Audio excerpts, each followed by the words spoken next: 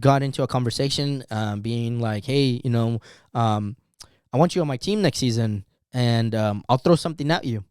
And I'm like, did he just tell me that I'm gonna get paid to play? The first time. Oh, I'm like, he's like, yeah. Can you disclose who it was? What team it was? It was a team in Gilroy. Yeah. Welcome back, folks, to another Sunday League series edition of Gol Sided, where we do our amazing interviews with amazing people.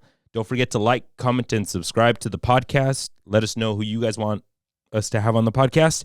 Today's guest is someone that I've known for a very long time. It's someone that represents everything that we love about footy, starting from the grassroots level, having all the talent in the world, all the grit, all the resiliency that you guys will see in his story. We go way back. We grew up playing soccer together since we were kids, basically. A forward for Atletico San Jose. He just helped them win their UPSL championship to earn their promotion to the Premier Division. A defender's worst nightmare.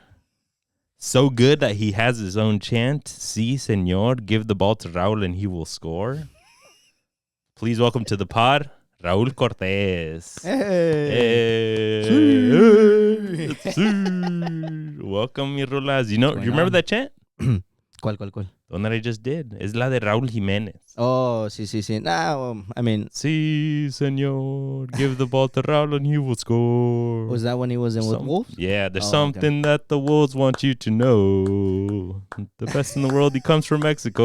Oh, yeah. Okay, I remember that one. Yeah. Welcome, man. Gracias. Thank you for having me. No, gracias. This one's been in the works for a while. It definitely has. Yeah, no, for sure. I've been wanting this for a while, and we got you here. Yeah, finally made it out I guess the text messages that we had. At the group chat. Yeah. Eso. Salud, güey. Let's get going. Que hay mucho que hablar. Cheers.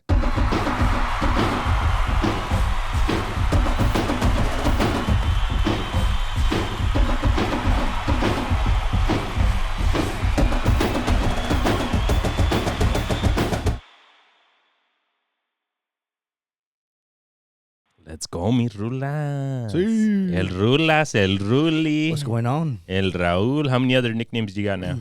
No, honestly, bro, and nada más que yo sepa, I think it's just Ruli and Rulas and Raulito. Who says that? One of my ex-coworkers, bro. He started calling me like that. Eso, shout out to him. Sí. Eso. Yeah, he's no longer with us, pero pues, I mean, he texted me yesterday, so I had to go ahead and bring it up. No longer with us? Oh, at work. No, at work. No, sorry. No, he texted me yesterday. He's no longer with us at work, bro. I'm sorry. Empezar a rezar ahorita. No. I was talking about him being at work with us, pero yeah. No. Bro. Well, yeah, welcome back, folks, to this episode. As you guys can tell, this is a good homie of mine, so this is going to be a good, fun interview. We were talking about it before, how it'll be fun. Rulas, we're going to get into your entire story, bro. I want to talk about your early days back in Hollister, how we grew up playing together. Simone. We started at the youth levels. We went into like the kind of teenage years on the same team. We didn't really cross paths in high school too much because of the age difference. But then we get into Sunday League. We for sure dive in deep there. Yeah. You become a dominant force in local Sunday League here in the South Bay area, now into UPSL, like I had said. I want to talk all about that. What's the ins and outs of how you got that done? I know that brain's a powerful one. Yeah. A lot of mental strength in there, so I want to get into all of that and just get to know Rulas. Yeah. Who's this Raul Cortes? So yeah, bro, I'm super pumped to have him on, folks. This is gonna be a goodie. First and foremost, the first thing that we always ask everybody, you got to tell folks, ¿a quién le vas? Overall. Everywhere. I mean, El Club de Mis Amores. I may have a Real Madrid jersey on, but el Club de Mis Amores son los Pumas. Oh, yeah. Arriba los Pumas. Yeah. That's what's up, Yes, bro. sir. Yeah. No, it was... How do you even end up there? My dad. Big Pumas fan. Yeah, big Pumas fan. He was... Don Hernan. Yeah. Un saludazo. Él desde un principio, bro. It was just one of those things where, Jorge Campos, him being from Acapulco, Guerrero, and that's where we're from. And you're one of those clavadistas, no? Not me, my dad. For real, he would? Nah. I was like, we've been at pools together. And that will never no, but he knows how to swim, bro. I remember. Yeah, oh, yeah, no, definitely. There's times when we go to the beach, bro, he'd go all the way deep, and then I could, couldn't go ahead and find him. I'm like, bro, this guy's gone. And then he come back, bro, the other side, and it's like, damn, all right, well, he does know how to swim. Eso. I mean, you guys from Acapulco are strong swimmer. You're a good swimmer too, bro. Yeah. Well, yeah. Whenever you invite me to your pool, I'd be in there. So we got to do it again this summer. On. Take the little one. Oh yeah, our little one's gonna be 6 months at that point. So vámonos al agua, patos. Yeah, no, and then my daughters, bro. My daughters love swimming. My daughters love being in the pool, bro. So we'll make it happen. It'll get out of the group chat too. So, you, all your siblings, Pumas. ¿Quién más? My daughters, of course. My daughters, I molded them into being a Pumas fans, and since desde la cuna with them, buying them their jerseys, Real Madrid jerseys too, and I guess just overall the sport itself. I've never been that type of parent that just because I play it, I want them to play. They've been doing cheerleading for the past, I believe, 3-4 years, and it's just been like that for now. My oldest daughter, she's been asking me to sign her up for the longest time, and I think for soccer. Yeah, for soccer. This upcoming year, primeramente Dios, we'll go ahead and do that. We've been going to the park and playing and stuff, and I've been just teaching her how to shoot, teaching her the ways. Oh yeah, and my youngest is funny. She's like, I don't want to. She's like, I want to play, but I don't want to get hit with the ball. Oh, so I'm like, how are you gonna do that? I'm like, I got the perfect position for you. You're gonna play goalie. You told her that? She's like, what's goalie? I'm like, all right, stand right here. And then I kicked the ball at her. I obviously just passed it, and she's like, yeah, I don't want to do this. I'm like, I'll play out here, and then you just pass me the ball. I'm like, all right, never mind then. So we'll go ahead and find you another position. Otra cosa. Yeah. I mean, goalie's the toughest ones donde te van a pegar más, güey. Oh, yeah. No. Pinche gacho. No seas gacho. Nah, it's because mi niña, dude, her name is, my youngest name is Catalina. Mm-hmm. But she was born during the pandemic, bro. So she had like a whole year where we didn't take her out, obviously, because of that situation. Yeah. So for everything, even with my parents, when they would come around, like they would she'd be scared of them, of strangers. So I gave her the name Gata, La Gata, because you know how cats get when they. Yeah. So I called her that for a pretty good while. Now she's just either Gata, Catalina, and then mi niña Isabel, my first daughter, Isa, Isabel, but. Yeah, so hopefully Esa sí va a jugar. Esa sí, de seguro sí. She's been asking me. Once we were done with the cheerleading season last month, she's like, all right, I'm ready to play football. That's what I want to do now. I'm like, all right. You're like, yes. I'm like, all right, cool. So you got to get her on the Aitana Bonmati vibes, no? Project Aitana. Well, bro, to be honest with you, like I said, I mean, it's been more of what they want to do for right now, just because. Yeah, déjalas hacer su cheer. I've seen definitely. I've seen what happens when parents push their kids into doing what they want to do. Y luego then parents. They do some certain people and stuff like that. Even from parents themselves, they've talked to me about it and stuff like that. And it's just let them do what they want to do, because at the end of the day, they're gonna tell you. Yeah, exactly. Yeah. They're gonna tell you whether they like it or not. And that really opened up my mind. I'm like, all right, yeah, no, that's a fact. So for the past 7 years, I've been like, you know what, we'll just do that for now, and then you tell me if you want to play, and then they get hyped when they see me because they stream the games with Atletico San Jose. Yeah. And some fools on live, no Facebook Simon, Live. I was sitting right next to him in the stand. Well, either Facebook or they have their page on YouTube también, and when they see me on the screen that we have at home, and they're like, dude, daddy's playing, and your señora's like, yeah, it's el Real Madrid. No, she's like, it's Ronaldo. It's funny because there's at times when watching San Jose play on the TV, it's like, Daddy, do you play for the Earthquakes? And then my girl's just looking at me, and she's like, dude, you think we'd be here? Wait, no tendríamos más o algo. So I'm looking at her. I'm like, dude, come on, let them think what they want to think for now. So you're like, yes, my name is Guatama Blanco. Yeah, no. But like I said, it's funny, bro. When they watch my games, even when I watch my games, after the games, watching them on the on the iPad and stuff like that, just to go ahead and see what I could clean up on on the field and stuff like that. I try to go ahead and take as much as information as I can, just so I could prepare myself for the next game, Eso. and then obviously go from there. So. Pues qué chido, mi Rulas, pero te pregunté también a quién le vas o a ver quién más. Oh, well, I'm just kidding, bro. I'm just kidding. nah, pues of course, obviously for La Liga, Real Madrid, Real Madrid, Premier League, Premier League, I go for Chelsea. Arsenal, you said? Sorry, I couldn't hear you. Sorry, my audio. Bro, I go for winning teams actually, bro. Cálmate. ¿Hace cuánto? Okay. What do you mean, Mickey Chelsea? Mouse, What do you Club mean? World Cup, Mickey Mouse Champions League. To be honest with you, I never even understood that Club World Cup that they had during the summer. I think I just kind of felt like, all right, we're getting more football for us to go ahead and watch. But a lot of things came up on that Club World Cup here in the U.S. that the U.S. I guess whoever handles it, they should really take in consideration. I think they did, especially for the Heat World and Cup. shit, The Heat, yeah. bro, no Oh yeah, mames. no chingues, dude. Borussia Dortmund didn't want to come out of the locker room. No, yeah, imagínate, tan pesados. I mean, esos canijos están acostumbrados a jugar at for night, real. bro. Y luego, pues... How hard is it to just make the game at night? Exactly. I get it. They did it early because of the European window, right? Simon. If they play at 8 p.m. here, it's Right. fucking 4 a.m. in Yeah, Europe. I But if you get it. play at 12, yes, they suffer, but it's 8 p.m. at prime time, Oh, yeah. which is kind of dumb. I mean, just fucking play it at night. No, yeah, I get it. I mean, nosotros sufrimos trying to go ahead and watch a game. I mean, I know there's some games in that are played in Italy like at 3:30 in the morning or something like that, and it's like, all right, you know what I mean? I know. Yo me levanto, güey, o pendejo and shit. La selección. U.S. or Mexico? ¿A quién lo más? Okay.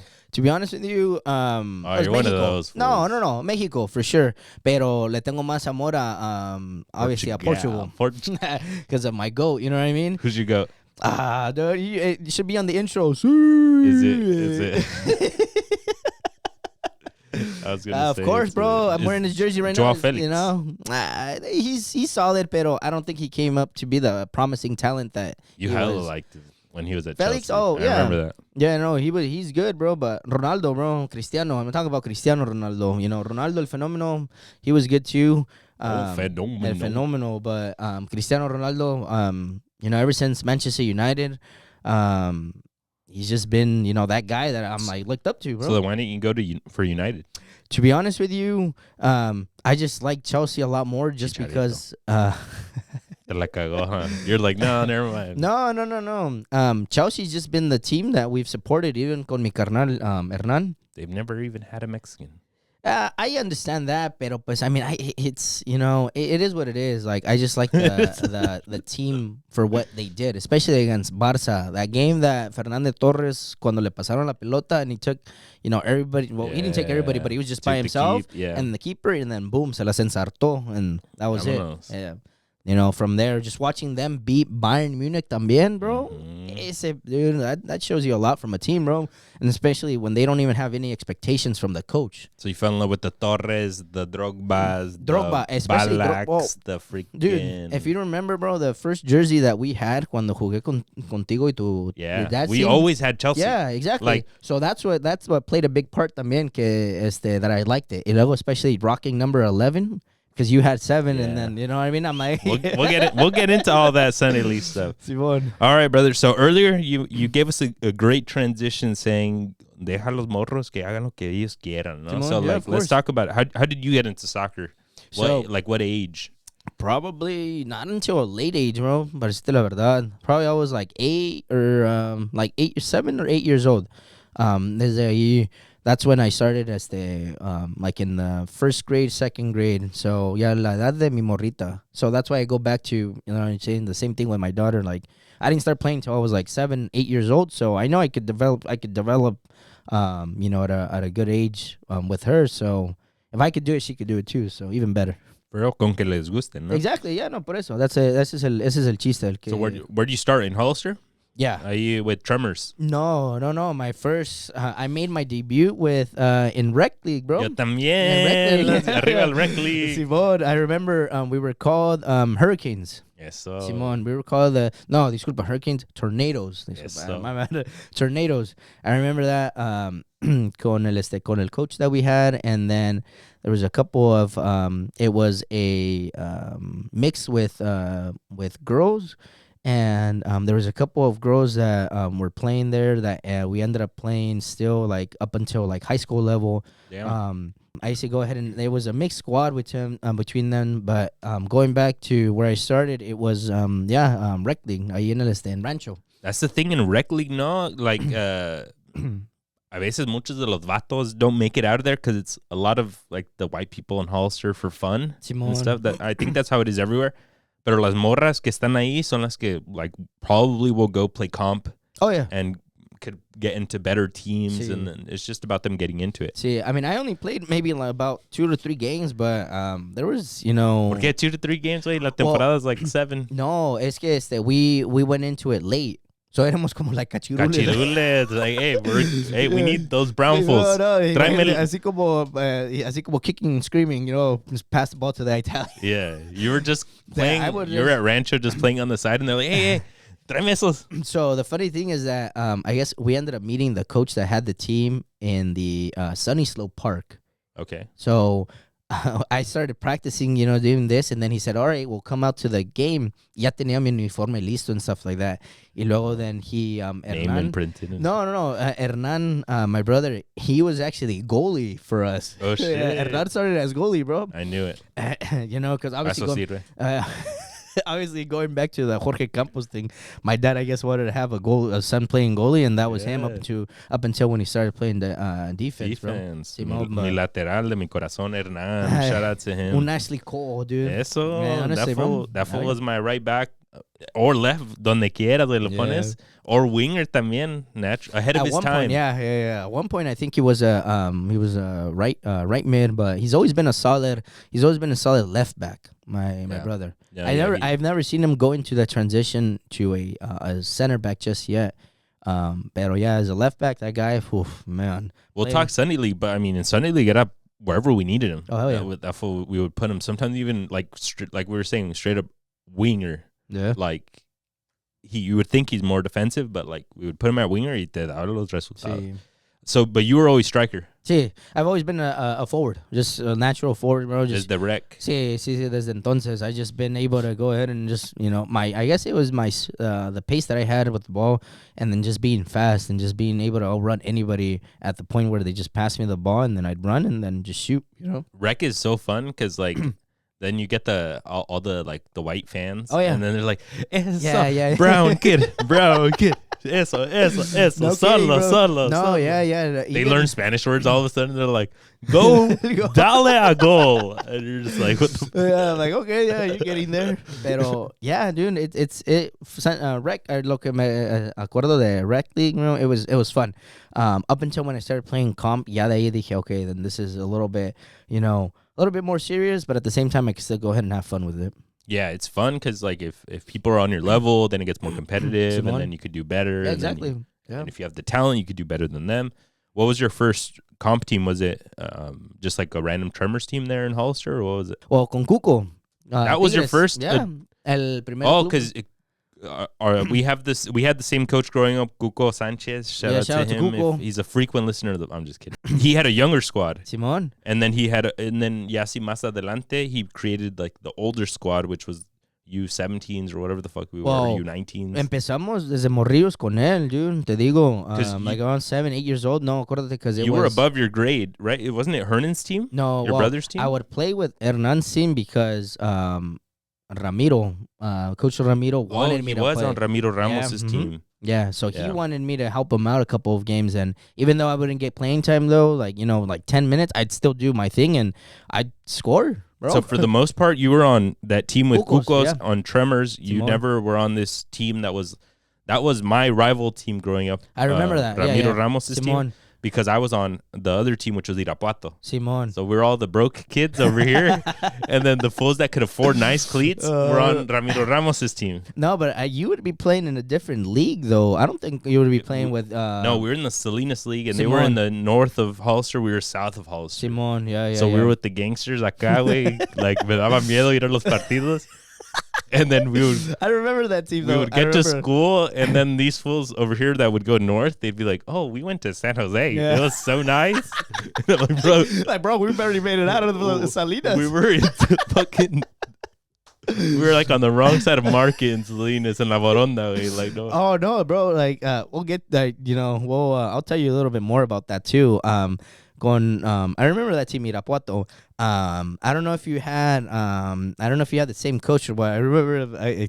Yerbas was the guy. R.I.P. bro. Oh, but neta? but Órale. that was the homie. R.I.P. Yerbas, man. Yerbas, man, that was the man. I never really I heard of him. I only met him once, just because a lot of people would tell me, "Hey, come out to this team and stuff like that." I'm like, "Well, bro, I'm already in a team." You know what I mean? They say, "No, but you could help us out." And I'm like, "All right, well, I'll tell my parents." But then obviously letting your parents know, like, Ya ya estás estás en acá, este you're equipo, and that's it. And like, all right, don't have well, to I mean, move. it is what it is. But No, but that's the lay of the land in Hollister, folks. In our Yeah. hometown, it's a super small hometown, but there's two major teams in that in our age group. Raul was about 3 to 4 years younger than us, so he was in a different squad. But our age groups was one team, and then another team. I was on one team. We're a little bit lower budget. I'll tell you that. We played for free at Mays Middle School. That was our training. No, but it was a good time, and it was to be honest with you, that team was better than us. Your brother's team. They had a lot of talented players. They had everybody that was like on track to be varsity. Oh yeah, a lot more than the other kids. Yeah. Our team was like, we're ready para ser JV. Vámonos. Chingue tu madre. Fuerza básica. But bruh, if we didn't, si no le damos con madres when we would play the clásicos entre nosotros, bro, vámonos, agárrense. Yeah, ustedes, like I said, I mean, you're 3, 4 years older than me. I never really got a chance to play against you. No. Just because of that age group difference, pero te digo, cuando me ocupaban con el equipo de mi carnal, I'd be juiced to play because dude, you're playing with older kids, you know what I mean? Just a chance to go ahead and show, I guess, the coach, what you can do in the event that he calls you up again and to play with him. Yeah. And that's how it was. Cálmate, fuerza básica. No. Like, for real, like, honestly, like, he would take me to tournaments with him, bro. Like, he would ask my parents, and I'd be one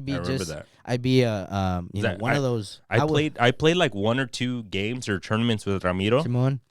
Dude, he's like an uncle of mine. Like, through marriage, we're basically related. Yeah, But like, for some reason, nunca me tocaba. Like, I would never go to his tryouts. I would go to los de Irapuato all the time. Why? I mean, they were my homies también. Simón, and I mean, to be honest with you, like a middle school age, Simón. like di un pinche bajón where I stopped playing. And then once I started playing, and I was like, bro, I'm not going to go. Those fools are hella good. Look at them. Look at what they're doing. Oh, man. And then I would go over here, and then I think that's why I got to the level that I was. Like, I give that full hella credit, the coach. Yeah. Because it was a bunch of us that were kind of rejects from other teams. And then he made something out of us. We were super competitive in the Salinas League, which is a tough league. Oh, yeah. And then he got us ready to play high school, and a bunch of us did. Yeah. But shout out Ramiro. Ramiro Ramos. Shout out Ramiro, who went on to be our high school coach. But so then you stayed on the Cuco team. Oh yeah. And then at a certain point, Cuco makes it he starts combining age groups. Yeah, he makes you guys older. So I don't know if you remember. So I rocked with Cuco's team till high school. 8th grade, I'm going into high school. Y luego es cuando you were still in high school. I think you were a senior when I was gonna go into being a freshman. He makes his last U19 team ever. Like, that was it. Because I think after that 8th grade, ya no jugué club with any other team. So yeah, we played together for I guess just one season, you and me. And then I didn't have a club team like that whole time that we were in high school. And then once Cuco made that team, I was 15. Like I said, I was 15 playing against 18, U19s. And you are starting forward. Yeah, exactly. So and I remember, like, obviously I've always had a love for Cuco just because he had he gave me the opportunity to play for his team, and learned a lot of things from him too. And it's just been like that con el Cuco. So once we get to that team, I remember you being a very solid forward already. Yeah. Like, I think it became a life hack of mine to just, like, cuando no teníamos que jugar, I was like, Raul's over there somewhere. Vámonos. Yeah, like I said, no, I was quick, bro. I was fast when I was younger. When I was in my teens. Just give me the ball, and then boom, I'll go ahead and forward for it. So like at what age did you or like your family, could you guys tell like, oh damn, this fool's like a maton? To be honest with you, bro, probably cuando un equipo de Salinas, as I said, I was gonna go back to that with Irapuato, y luego había un equipo que se llamaba León en Salinas. I don't know if you remember them. So León, one time, Hernan playing in Ramiro's team. I ended up playing with them one game in the indoor place in Watsonville, and they were playing against that team from Salinas, León, and I got the opportunity to play against them. And then from there, the coach actually told him, "Hey, I'm interested in having your son. I know you guys live in Hollister, but if you guys would like to, more than welcome to go ahead and come in. I know practices might be tough, but I just need him for games." And then my parents were like, "What do you mean? Just games?" Like, okay. He's like, yeah, what do you? He's like, yeah, no. I mean, if he's still gonna be practicing, because I think our seasons are different. So if he's still practicing there and still keeping up with what he has to do, and then just show up for games, I'm fine with it. That's what the coach. I'm like, all right, cool. So from there, that's when my parents realized, all right, so some teams are actually gonna want him to play for them. And then, going from there, starting with the kids, my age, just balling out. I remember, I think one season that I had with Leon, I think I ended up scoring over 25, 26 goals. So you were doing just games with this team from Salinas. Mm-hmm. Damn. Yeah. I mean, I'd be scoring like, 4, 5, 6, 7 games. Oh, cálmate, cabrón. I'm gonna edit that shit out. I mean, I'd be just scoring goals against teams like this. Y luego, they had a different age group, a lot older. At that point, I was probably 10, 11, y ellos ya tenían your age, like 13, 14. So they would ask me to actually play with the older group. Y luego, cuando se venían los partidos, my dad would organize games between the Leon's older team and then Ramiro Ramos's older team. Oh, shit. And we would play against each other, and then Leon wanted I'd be playing with Leon and starting that game, and then be playing against Ramiro's team. Yeah. Oh yeah, bro. Los contras. No, dude, it'd be fun, honestly. Yeah. That's dope. That's a good. So ahí sale el matón. Salinas made you a little bit of a matón. To be honest with you, yeah, like that's what I said. Going back to with Leon, that's where I'm like, you know what? Yeah, okay, I'm cool. Like these guys know what I could go ahead and do. Yeah, entonces that's when I even thought to myself, I already know, rocking total 90s Nike. And I'm just banging them in. Yes, so no, because when we got to that team, like he had mentioned, folks, I'm on a U19 team, and we think that we're a little bit good on age because we were all 17. Yeah. And we're like, oh, like we're playing 19-year-olds from Watsonville. Yeah. Like, I remember there's one team from Watsonville that we would always play that would nos agarramos bien duros. That were one of the tougher teams in the team. I remember in the division. That. Yeah, Lobos, I think it was called. Yeah, and we felt good. Like the 17-year-olds were like, they're all 19. There's fools that were tatted. Yeah, and I was like, somebody took his birth certificate. We're like, dude, we're good, and we're like, we can't even imagine the 15-year-old that we got at striker. And then at a certain point, I think we started bringing in Pony Tamin, like towards the tail end, just to practices and stuff. Yeah. And I was like, damn, this next generation is gonna be good. Oh yeah, like. The lefty. I was like, we're kind of screwed because we're all 17 and we're doing nothing at practice. Oh man, the practices with Cuco were fun, bro. There's at times where like lo tomábamos de tonto al señor. Not de tonto, sino we're just like yeah. Well, the thing was that like sometimes he'd get mad and like we wouldn't do what he would say. You know what I mean? You know that there was that time where like you're like, you know what, you guys are doing this. You guys aren't telling me. You know, he'd be like. He'd pick up his coat and be like, I'm out. I'd be like, no, wait, no. Yeah. Like, come on, yeah. All right, we'll take it serious. You know what I mean? But I don't know. I didn't mean it. I didn't mean it in a disrespectful way for calling him like that. But it was just one of those things where obviously we're kids. We would want to do whatever we want to do, and the main thing that we wanted to do was scrimmage the girls. You know what I mean? all the time, just beat them. You know what I mean? Just play against the girls and just score on them and stuff like that. Yeah. And then the following day, talk to them and tell them, hey, you remember when I scored or did this and that? Yeah, so damn, Rolas is cooking. And the 15-year-old on our team, you guys. Was the Gran Cuco was he gave us a lot, like from some of the classes, like he gave us all that we could have had for soccer. There was no more teams. There was no more two conflicting teams in Holster. They completely fell apart. Yeah. And then this guy Cuco made an U19 team, a competitive league team for a bunch of us that were about to have really long off seasons from high school. That's what a small town needs, though. Yeah, it's exactly. Like we had it, and now I know that you guys had it at that grade, and then at a certain age, pues, unfortunately, se acabó el desmadre, and we became one big team. Because if not, our high school would have sucked for like 4 years if Cuco wouldn't have made that team, honestly. Simón. And it was hilarious. We've talked about it on the podcast that Cuco would just like set up cones to do like do lines. Sí. You do lines and then you go and you shoot. Yeah. And then you go back and you do it again. Yeah. And then afterwards scrimmage. Yeah, it was the simple things with Cuco. It was more of having fun with him. Yeah. And just through the warm-ups, running 2-3 laps, stretching, ya de allí, 1v1s, just passes. Do a feint. Do a feint, you know what I mean? And just focusing on the feint and, just like I said, going from there, after that, just scrimmage. And that's what you really wanted to do at practice. That's what you wanted to do, and it freed us up to have that. Like, one thing that we did have was, like, in games, like the freedom to do what we wanted. We weren't system players. No, not at all. Nope. It was like once you got to Sunday League, it translated perfectly. Because you were just like, well, I don't need to do this, and that. I just know si se cae el desmadre, if the game falls apart, I'm the guy that knows what to do right now. Yeah, no kidding. Yeah, we never really had a como dices, we never really had a system con Cuco. It was more of just knowing what to do when you had the ball and then just starting from there.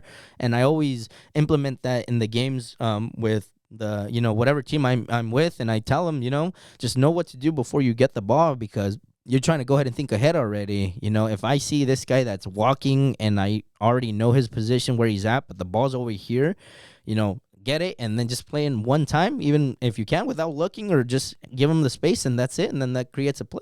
Yeah, I think that's one of the biggest things. Like, maybe we didn't learn certain fucking formations or systems or certain stuff like that. Pero sí nos dio soccer IQ. Simón, definitely. Which then got like exponentially grown by all of us that played Sunday League. Simón. Because we can start moving into there at the same time that you're playing on Cuco's team in your 14-15. Then we all graduate to start playing Sunday League también a la misma vez. Yeah. So when you guys graduate, ya se acabó la temporada con Cuco. I don't have a team, and then Hernan doesn't have a team, and then Hernan goes into playing with you guys in Sunday League. Ya después de eso, Hernan plays with you guys, I think, a couple of games, and then he tells me to join you guys. I think your dad talked to my dad and told him, hey, have him come out and, play with us. And me being 14 at the time, I'm like, dude, am I really going to start playing against adults? I'm like, hell yeah. Like, that's, I think I'm like, all right, 14, I'm just going to go ahead and do whatever I can. And then, boom, I'm like, all right, I'm on to forward. And they're like, no, we need you as a left mid. I'm like, I don't play left mid. I'm like, come on, can't you put me as a forward? He's like, no, we already have a forward. Victor, el gran Victor. Oh, yeah, Victor. That guy was a solid striker. ¿En con qué huevos le ibas a quitar? This dude, Victor, was like 5 years running goleador. Yeah. He would smoke a cigarette before the game. And then he would drink a modelo. Bangers. He would drink a modelo at halftime. At halftime, yeah. He smoked another cigarette para agarrar aire. Para ayudarle a los pulmones. Yeah, I mean, I never understood that, as a kid. I'm like, what is the guy smoking? You know what I mean? Bro, every halftime, you just hear... you're just like, what? Pass it on, you know what I mean? I'm over here like struggling for my breath at halftime, and this was like... I'm over here cracking a Gatorade, and I'm like this, and I'm sitting here... I'm like, what? Yeah, so you had to wait your time. Yeah, y te pusieron a outside wing. Sí. They even started putting you at cam at a certain point. Yeah, I started playing 10.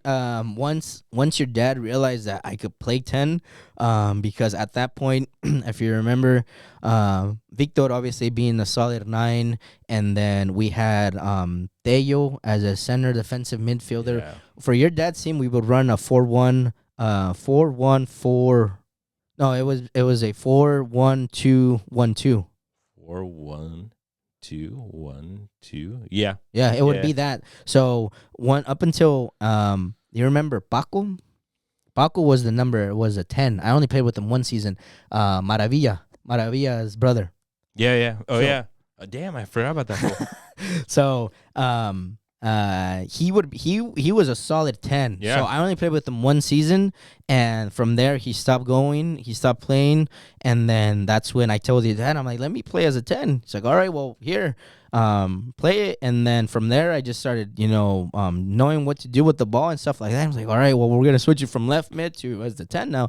I'm like, perfect. I'm gonna see a little bit more of the ball. I don't have to run back and forth because that's the one thing I didn't want to go ahead and do was run. I'm not a real big fan of running up until when I have to do it, then I will. But I guess just tracking back into the defensive. I'm not a real big defensive player, but when I have to, I will. So we were solid, dude, and we were all youngsters. Like, yeah. That's and at the time when we were youngsters, it wasn't like we could dominate because we were young. We were in a generation in Hollister where there was a lot of really strong adults. Yeah, definitely. Like our rival team in Hollister was this team Zamora DF, right? And they were at their prime. Oh yeah, definitely.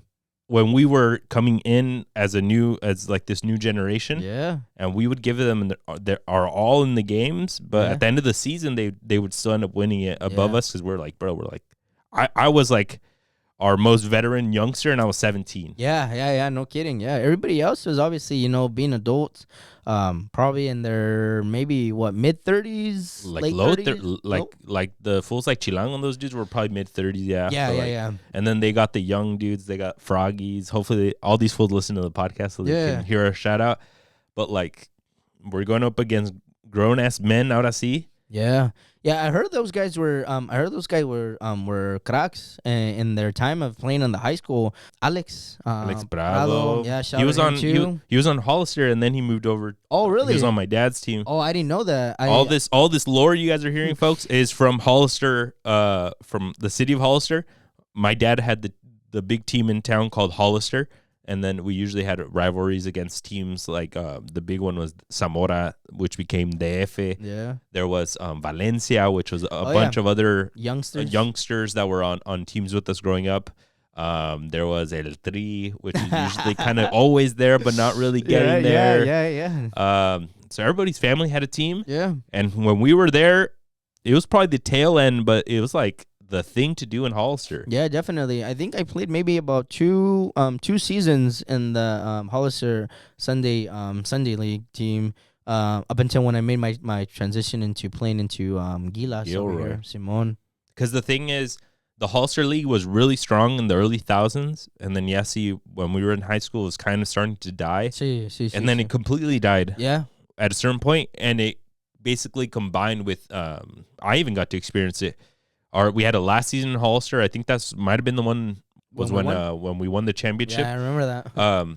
But it basically got absorbed into the Gilroy League because Hollister's a small town. The coordination was bad. And then Gilroy's had a strong league. Yeah. And then you take the strongest teams from Hollister, go fight in Gilroy. Yeah. So, So our time in Hollister culminated when we finally get a good running of a whole squad. Yeah. I bring in a bunch of high school players. What really, sorry to interrupt you, what really skyrocketed you into bringing more players was when you started playing with Gav. Ahí es cuando trajiste más jugadores chingones and just bringing him into Sunday League is like, damn. I'm like, all right, now we're going to have a squad and be able to compete over here in Gilas. Yeah, because it was always conflicting because it was like when I was 17, 18, I had good ballers at the high school, but they were all on Valencia on other teams. Yeah. Right, that's how it goes. And then, and so they don't want to move over to your team, but I have my homies, my day ones that are on the team. Estamos peleándole, and then we just start getting pieces. We start getting el homie Kike. Yeah, shout out Kike. Kike comes from a homie on the team, brings his cousin, a baller from San Juan, from the local little town. Then we start piecing things together. I go play junior college my first season.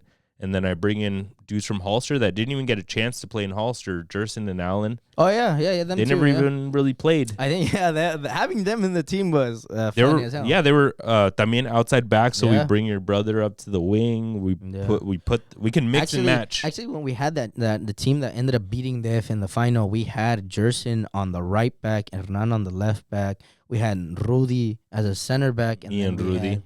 You and Rudy as a center back. Yeah, so. It's a good squad, a good center defensive holding mid with Tello that just kind of like Edson, like more like HH, like así un pinche huevón moviéndose, but like always there. Yeah. And then you at 10 with Victor at striker, right? Or kind of like a dupla. Mm-hmm. And then just piecing it together. Bro, we had a Kike on a wing, always on a wing. And then I think Allen was on the left wing. Allen was because he was a lefty. He was good. Yeah. So we had a really strong squad. We finally get our own. Yep. We win a championship. Yep. We think we're gonna dominate the league, and then it ends. So it ends. That's it. Then it ends. That was our practice. Practically our last dance on the Sunday league, soccer league in Hollister. Hey, at least we came out winning. After that championship. Yeah. No. So we had the depth. He would be coming off the bench or starting some games. We had the Garcia brothers. Oh yeah. Adan Garcia. We had Jonathan as a backup striker. He was when he was a kid. Danny as a goalie. Yeah. Shout out to all the homies. Hopefully you guys watch this. Is going to be a whole lore of Hollister soccer. Yeah. No, but so we got our shining moment in Hollister. That's our journey together in soccer. We tried the Gilroy League for 1 year with Hollister, but como que no llega la gente. And then se cayó todo el desmadre. Yeah. People stopped showing up. That was the main. People started drinking. People would be hungover. Yeah. Even the old heads. You would just be there with the older heads, and you're just like, pues ya que. We didn't. It's like one of those things where they say that what you don't know is the last day hanging out with your homies until later.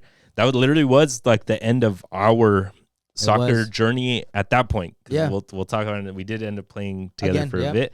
But then you move on to playing in the Gilroy League. Yeah. I moved to San Jose at that point. Yeah, because I think you were going to San Jose State. I go to school. Simon.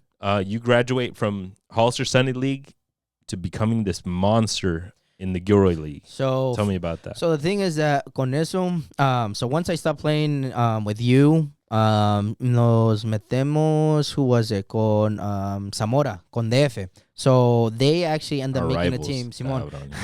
I'm still salty about it. I would see the post and I'd be like, nah, the thing was that I didn't have a team to go with, and I didn't know anybody over here in Gilroy that would give me an opportunity to play because everybody already had their squad. So when they reach out and tell me, hey, vamos a hacer un equipo, we'd like to go ahead and have you. At first, I was like, how am I going to go ahead and join a team that I had beef with? You know what I mean? How am I going to do that? Nah, straight up. Yeah, beef with and I'm like, and then my dad's like, well, just do it, Chila, I know him, because he's a mechanic, and I'm cool with him. There's no reason why you shouldn't be. It's like, but it's on the field. Like, the problem is that I have with him is it's on the field. I hate him, Dad. You know what I mean? He's like, forget about that. Whatever you have on the field stays on the field. He's a different person outside, and I'm like, all right, I'll give it a shot then. So he has the team, but then who manages the team is my one of my good friends. I think he's an active listener too, Miguel Prado. Mm-hmm. So shout out to him. He tells me, hey, so I'm actually gonna be playing in that team too with my cousins. So why don't you go ahead and come out? I'm like, cool. I got you're not gonna tell me anything more. I'm there. So my first season con DF, we actually make it to la final, and from there, bro, it was crazy because that's where I start my journey of being goleador for Sunday League for Gilroy. For that first season. That first season, you got goleador. That first season, I score, I think we score a total of 56 goals. It's somewhere on my Facebook that I ended up posting it. We'll go back. We scored a total of 56 goals, bro. 36 of them were mine alone. 36 of mine, yeah. And you were like 16, 17. Yeah. Mm-hmm. And you're kind of an undersized striker. Oh, yeah. I'm not that tall. I'm 5, man. And at 16, 17, you were, at 16, 17, you were also like ñenguito. Like Simon. you were like, your style of play was weird because you would like slip around players. Yeah. And like. It was just that curving runs that I would go ahead and make. And then that's what Chila, Carlos would like about me. And I would tell him, he's like, just keep doing that, man. I'll go. As soon as I get the ball, I need you to just, curve your run and then towards goal. Nothing about, diagonal runs like that. No straight runs. Curve them in, diagonal, either left, right. Obviously, you're what do you call it? You're a righty. So just try to go in and come in from there, and then I'll put the ball where I need to. And shout out to him because he's a good player. Yeah. So from there, I start my first season as a goleador, 36 goals. I get my first trophy. we lose to Morelia, unfortunately, in that final. Always. The thing was that for that one, we missed penalties, bro. We got them in the final. We're tied. Y luego nos vamos a los penales. Y ahí es donde nos ganan en los penales. And from there, that's where the rivalry began con Morelia. Damn. Yeah. So from You there, ever played with them? Morelia has this legendary team, folks, who we're gonna have their homie, the Mero Mero on the pod. Anthony, he's a good homie of mine. Okay, yeah. I got to play college soccer with him at Gav. So I did end up playing with them, and it was my first season ever last season. So salimos campeones. You did the deed. Siempre va. Este güey es Figo. Este güey. The thing is that you don't take his word when he says, "I'll never do that." For every great player, there has to be a great manager, and my manager, desde en principio with my Sunday league, is my good homie Jonathan Julio Casaca. The homie Casaca, man. Casaca. Shout out to him for sure. He's one of my good friends, and he's been the guy that's been like, hey, this team reached out to me needing a striker. I told him to go ahead and hit you up. I'm like, all right, cool. Appreciate you, bro. Gracias. So he's been the connect that past I've had. season. Yeah. So playing with them, he was the one. He's still managing the team también for Anthony and them. And he told me, he's like, hey, come out. I need you to play with us this season. Yes, so. I'm like, dude. I'm like, for real? He's like, yeah. He's like, we're gonna have, we'll have a quality team. So just come through. I'm like, all right. So in the beginning, it's a little tough just because I'm going back to Sunday league. Our games are, in the morning. Yeah. It's kind of hard to go ahead and have and stuff like that. And then now having, my daughters, it's like, if I go play, y luego then nobody shows up, and then we're struggling with 7-8 players, and it's like, dude, like I could have gone out and done something with my daughters. Could have gone to Disneyland. That's why I haven't played Sunday League in like almost 10 years at this point, because like you're signing up to not do anything Saturday. Right? Yeah. At all. You can't even leave on a Friday because you're like, wait, I got to be here Saturday night a las 10 en mi camita. And you're just like, bro, you can't go to Disneyland. You can't even go to And I would tell him, I would tell Jonathan también, I'm like, you're my homie and everything, bro. Pero también, dude, like, if we're planning on winning this, bro, it's like everybody needs to show up. Y me estoy sacando de onda just because of the fact that I can't do something with my daughters because I have to do this.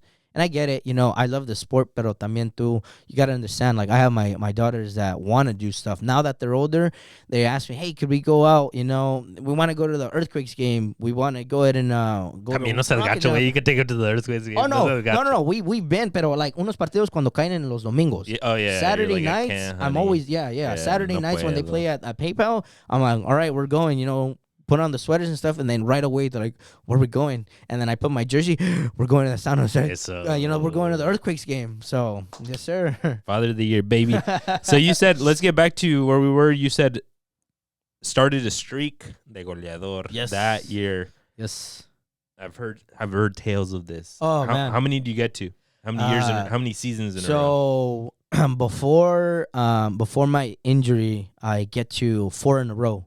4 in a row. 4 in a row before my injury. Including an injury season. Yes. So I ended up being top goal scorer for 4 seasons in a row up until when I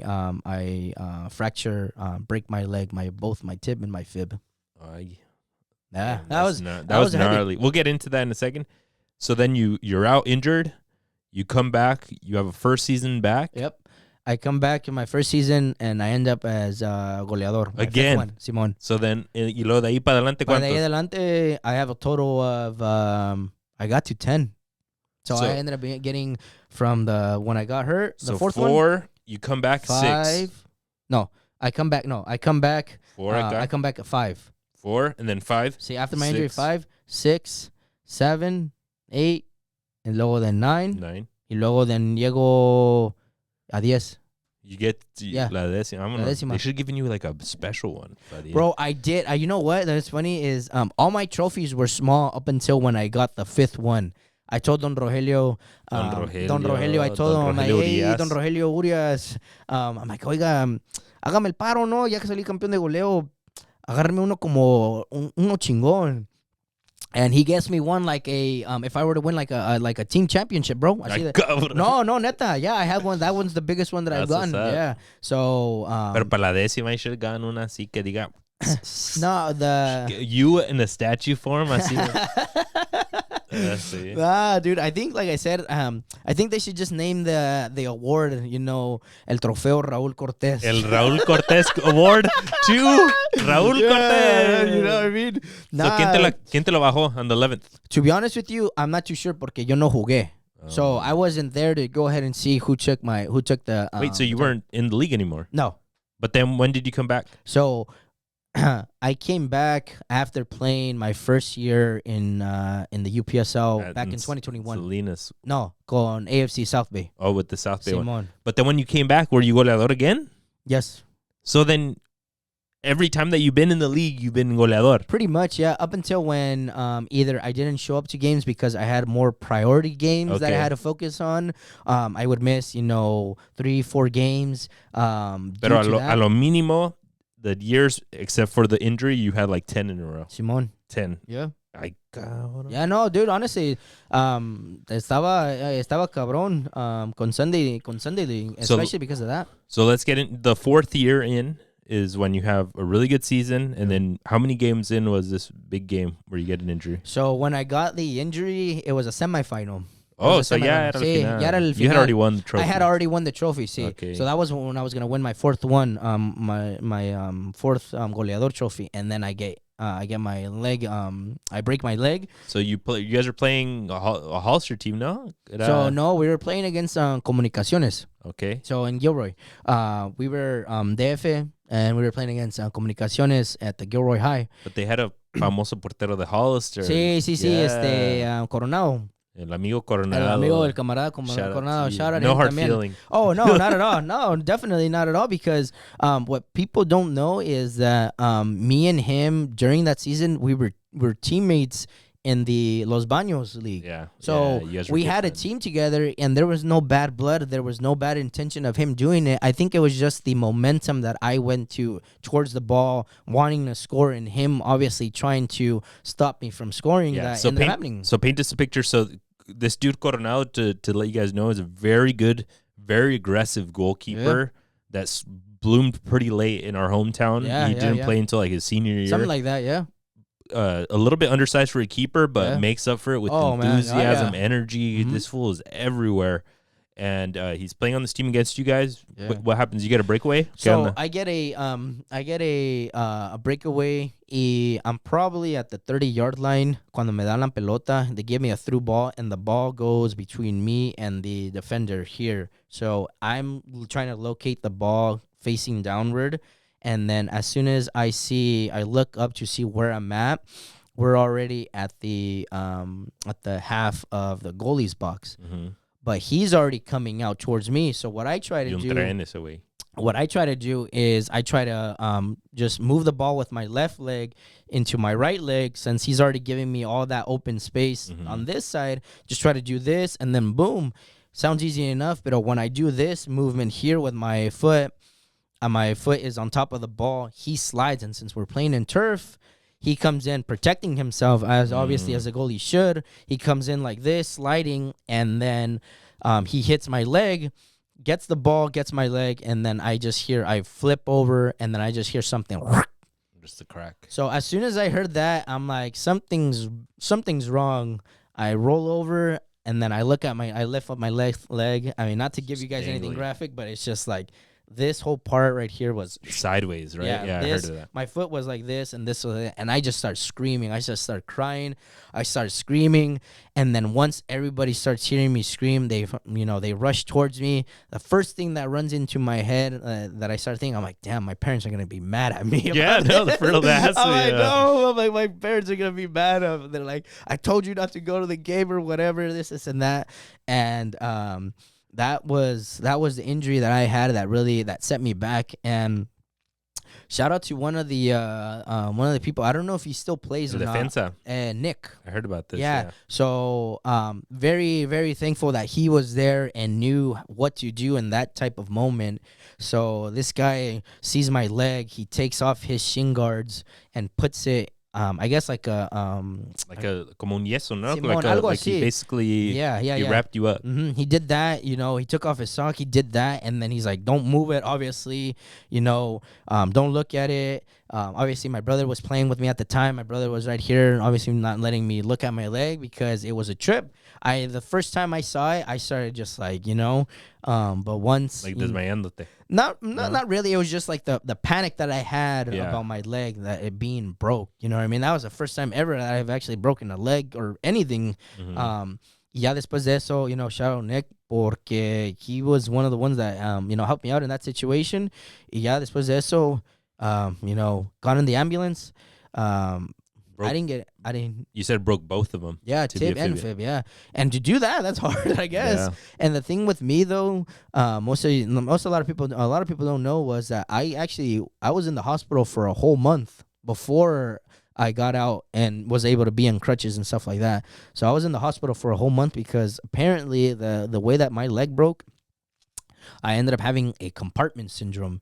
And I looked it up, and apparently that's something that happens when one of the compartments in your legs or something like that, like it has more blood or more pressure, and they have to do it a certain way or not, you could lose your leg. So I was close to losing my leg. Once the doctor told me that, I'm like, holy hell. You're like, no, I could chingale, chingao, échale, whatever you need. Whatever you need.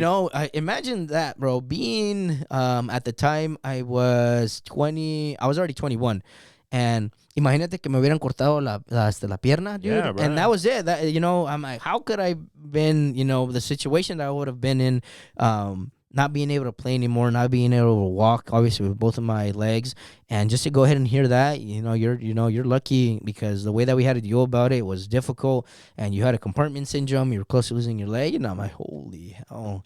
Well, see, like you said, your first fear was like your parents, no? Yeah, Because it's si no son los parents, son los loved ones, it's la pareja that tell you, like, bro, like, cuídate when you get out there because at the end of the day, traes trabajo, tienes babies, tienes loved ones, tienes todo. So the thing with that, though, bro, it's funny as hell is because mi mujer me dijo that night, or the day of or the night before I fell asleep, she's like, just be careful.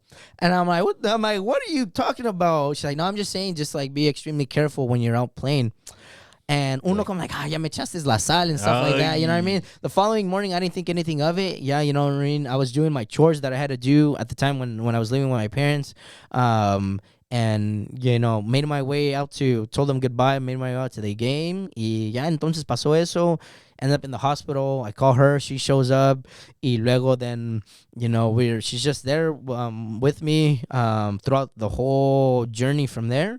Y nada más, 2 weeks, a week into it, I'm trying to recover there. Yeah, she comes and visit me. Y luego me dice, I hate to put you in a bad spot than what you are in, but I'm pregnant. Oh my God. I'm like, what? She's like, yeah.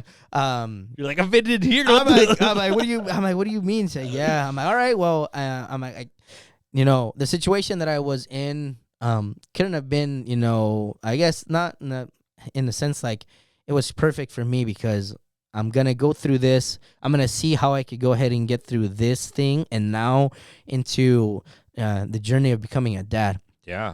So as soon as I get out, the first thing I do, we actually are playing that final against Morelia. So they lose the final. So that's the second final that we ended up losing against Morelia. And I'm there. I show up with my crutches, and everybody's obviously, they asked me how I've been. I'm like, bro, I literally just got out of the hospital, and none of them could believe it that I had been in the hospital for that entire month. And pick up my trophy. At the time, obviously, a lot of people were helping me out, getting through the injury. I appreciate every single one of you guys for doing so. And from there, I go home. And first thing I do that night, I go to watch It on the movies. I go watch that because that's the one that came out. Simon, movie, that one. And I go back home. Y luego then my girl's with me there. Le digo, hey, ¿sabes qué? I'm gonna tell my parents already. She's like, are you serious? I'm like, yeah, why not? It can't get any worse than what I did. Yeah, you know what I mean? When I had to tell them that I did this. Exactly. So I'm like, you know what? I said, we're eating dinner, and I'm like, hey, this, and that. Me and her are gonna go ahead and have a baby. It's nothing you guys could go ahead and do about it, obviously, because where I'm at, and this is like that. I'm already 21, and my mom's just taken by surprise. Like, damn, like, you were just able to tell me just out of the bloom, just like that. I'm like, what do you want me to do? Not bring her around and bring her till she's like 6-7 months, Yeah. and that's it. Surprise. Yeah, exactly. So that's, that was my journey when I was in the Damn. hospital. And then just coming back from that injury, it took me about 9 months to fully really gain the confidence into wanting to play again, because I had to go ahead and go through what do you call that? Physical Physical therapy, todo eso. And there was actually one guy that helped me out también. He played for Morelia too. I don't remember his name just because it's been so long. And I would talk about it with him, and he was the one that helped me out because he played soccer and he knew what to do. And from being in the pool, from being in the treadmill, doing movements, plyometrics and stuff like that. And then from there, when I got the opportunity to come back and play once again con DF, just getting onto the field for the first time after being out so long, just having the confidence in going in, it was just from there, just like, all right, Raul, you're older, you're 1 year past this, you're 1 year older now. At that point, you have the kid.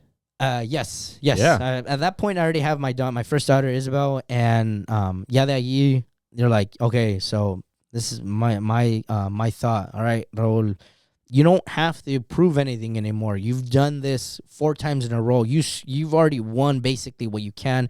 You've already won a championship con Hollister back in the early days, and there's nothing more for you to prove unless you want to just prove to yourself that you can still play.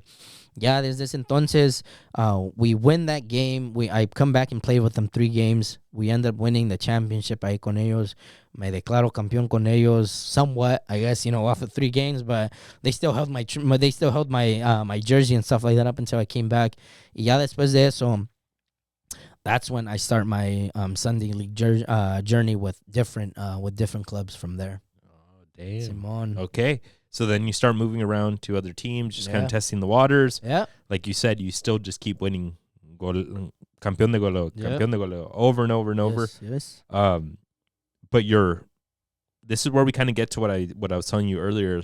Like, this guy's got that mental strength. Yeah. Because you recover from an injury, but not only that, but you get to the same top level. Yeah. And then you even start exploring higher levels with starting to test the waters now with UPSL. Yeah. So the one thing I remember, but after my injury, and this stuck with me till then, stuck with me now, is somebody told me, you're not going to be the same player that you were. So one could take that either in a good way or in a bad way. Yeah. You know what I mean? Depends on oneself, the train of thought that you go ahead and have.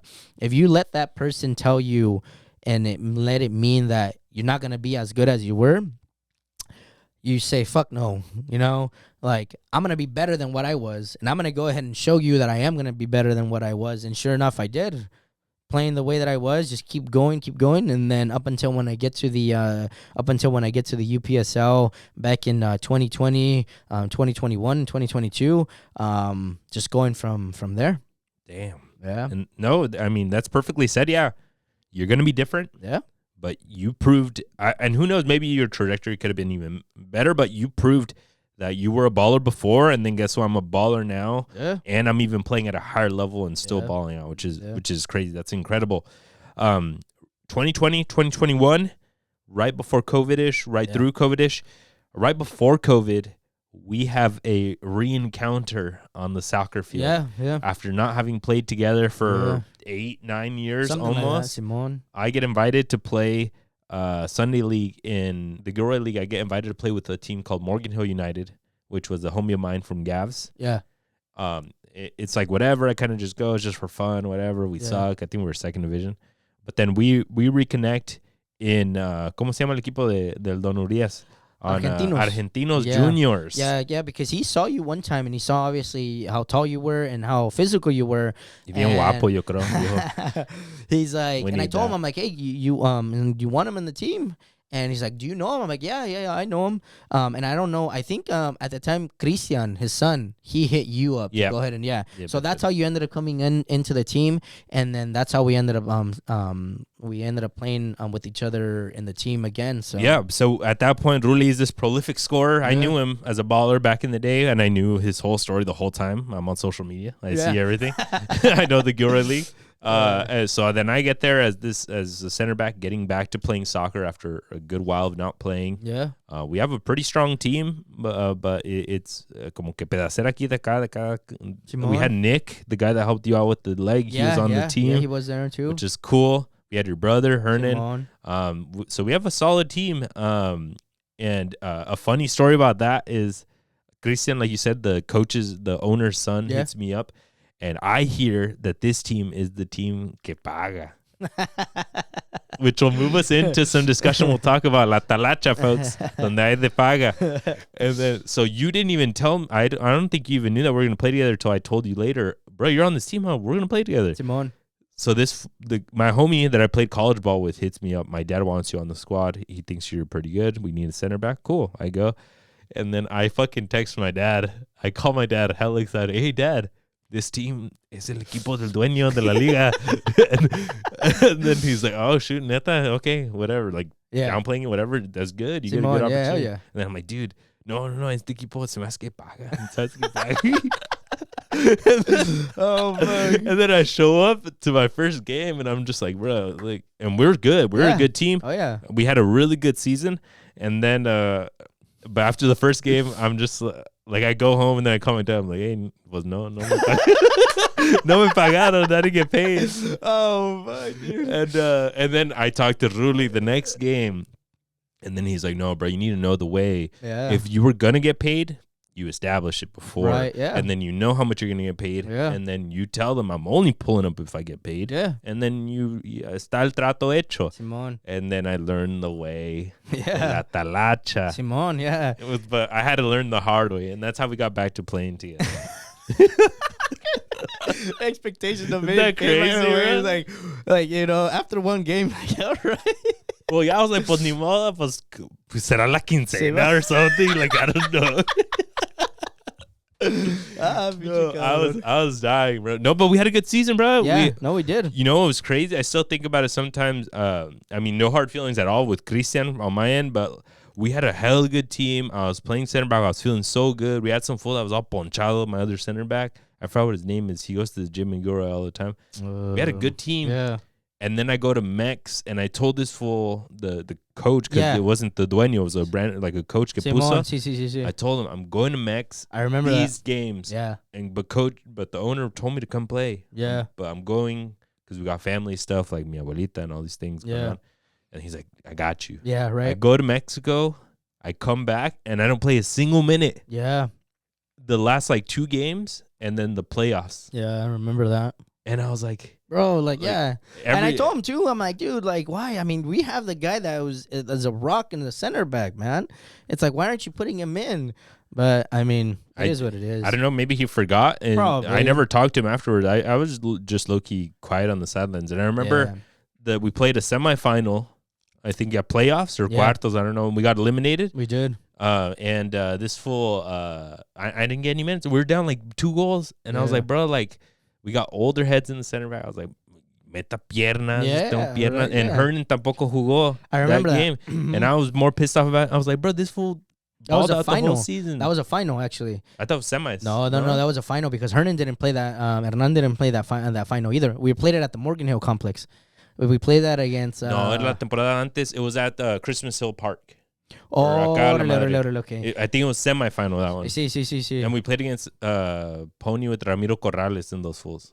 They brought Ramiro Corrales against us. Simon. And I was hell excited. I was like, bro, I want to go in. I want to take that fool down. I want to take At that time, I didn't know who he was, bro. No, yeah. I didn't know who he was until when I started hearing that he was, played for the Earthquakes, this, that, legend and stuff like that. I'm like, yeah. All right. Well, like, No, but no lo veo. I ended up playing with him in Los Baños too, bro. That guy's funny. Yeah.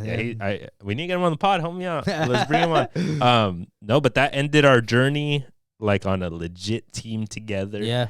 Unfortunately, the coach and everything reached out and they're like, hey man, I fired the guy. It's like, come back. Yeah. And I was like, I mean, it's tough. I'd rather just play second division and play every minute. Exactly. Because I'm taking time out of the time with my wife. Exactly. I'm taking time away from my family, like you said, right? Yeah. It's tough. Mm-hmm.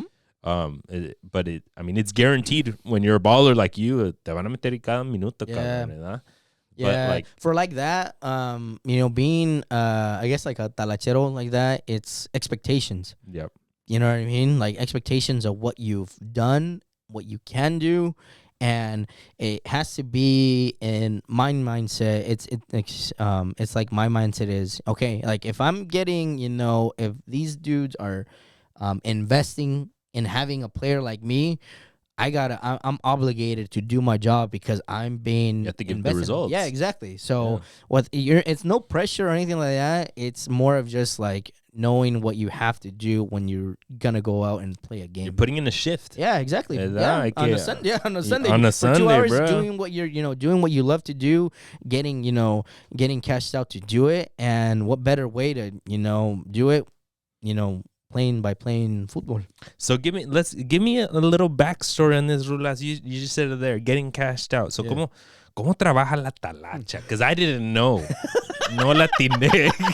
Obviously you did. Yo andaba acá, güey. Acá estaba el pedo. So the thing is that in order for you to get into that, you have to. Because let me lay it down. Sunday League in certain towns and in a lot of towns I'm noticing now is getting run by the teams that can afford to bring uno que otro, if not the entire fucking squad in the playoffs, for sure.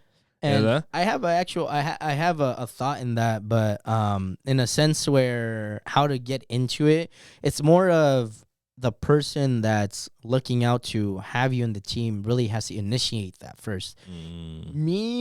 My first thought about it was, why is this guy getting paid if you don't see the results? Why are you investing? That's the thing, you know what I mean? Why is this guy getting paid if you're not seeing if he's not putting out the results that you want him to do? And then now once I was on the other side, I'm like, okay, now it's a different, because you may get paid to play, but at the same time there's 10 other people that play in the same team. Not just that one person has to go ahead and kill himself and doing everything. You have to do your job, but everybody else has to do their job as well. Yeah, for you to put the results. Exactly. Out, right? Yeah. So you no te doy el balón a ti, but you're the one that's getting paid. Exactly. They're still gonna expect you to score no matter what. Sí. Then they can't expect anything from me. Exactly. I'm not getting paid. Right. Exactly. So that's how it was. Got into a conversation, being like, hey, I want you on my team next season, and I'll throw something at you. And I'm like, did he just tell me that I'm gonna get paid to play? The first time. Oh, I'm like, he's like, yeah. Can you disclose who it was? It was a team in Gilroy. Yeah. No, well, Don Rogelio. Okay. Yeah. So So he tells me. So at that time when you come through, I'm already getting paid to play. Yes, so you know what I mean. I was happy for my boy. I'll just say that I was happy for my boy. So he tells me, hey, after I win my 5th campeón de goleador trophy, coming back from my injury and then winning it again. Yeah. So he tells me, come through and play with me, play for my team. I'll go ahead and I'll go ahead and help you out. Don't even I'm worry. like, at first I was like, but I can't, like, soy fiel al equipo. They've helped me out so much and this and that. I was like, well, think about it and let me know. All right. So the season's right around the corner to come back, y luego then pasa un desmadre, where at the time I had beef with some players, and they were gonna join the F. And then I told the person that was in charge of the team, I'm like, hey, I really don't want to play with these guys. If you do bring them in, count me out, because there's no way that I'm playing with them. Having talked shit back and forth, saying personal things and stuff like that. I don't really want to go ahead and be involved with that. He said, well, come on, like, just forget about it. Whatever you say on the field, such like, nah, it's like personal. This is that. He's like, well, I'm like, well, you tell me if you really want them or if you really want me. I'm like, well, it's because I've known them as long as you have, but this and that, and I think I'm gonna rock with them. I'm like, all right, cool. That's all you had to tell me in that point. So after that phone call, I call up Don Rogelio, and it was a Saturday. Cash the check, baby. And I'm like, ¿qué dice Don Rogelio? Buenas tardes. I always call him Don Rogelio, bro. It's, Respeto of course, bro. You know what I mean? He's the owner of the league. Yes, South Bay exactly. Soccer League in Gilroy. So, obviously, all the time, Don Rogelio this, Don Rogelio that. And I told him, hey, buenas noches, Don Rogelio. Pues, le marco nada más para avisarle, preguntarle que si todavía tiene espacio para el equipo. Dice, ¿cómo no? Mañana vamos a jugar un partido amistoso. Preséntate y no nada más lleva tus zapatos y tus medias y that's it. I'm like, all right, pull up. You know, he has my uniform. He tells me what number you want. And then from there, I start rocking with I had been rocking 7 with the F. Like, give me that. I'm establishing myself here. Give me number 7. He's like, all right, cool. So, ya desde entonces, rocked with number 7 after the game. Even though it was a friendly, he's like, here. I'm like, oh. Para la soda. I'm like, all right, cool. Cómprate un dulce. Yeah, he's like, here you go. He's like, I'll see you. I'll go ahead and, or me or my son will go ahead and text you next week about the game. And then from there, it just went, you know. Si pasa. You lock down there's a contract. Ahí está. Yeah, verbal contract. You know what I mean? Entre gentlemen, no? Gentleman's contract. Yeah, exactly. See, that's what I pictured in my head. Head. Bro, like I said, it has to go and come from him. And I know. You know? And I swear, even after the first game, like como que pasó shaking hands y como que así te lo. Maybe it's trauma in my head, but in my head, yo creo hasta lo soñé que enfrente de mi cara te lo dio a ti, and then he came to me and he was just like, what that? Shook my hand regularly. No, I'm just joking. It's all good and fun. At one point, he's like, you know what?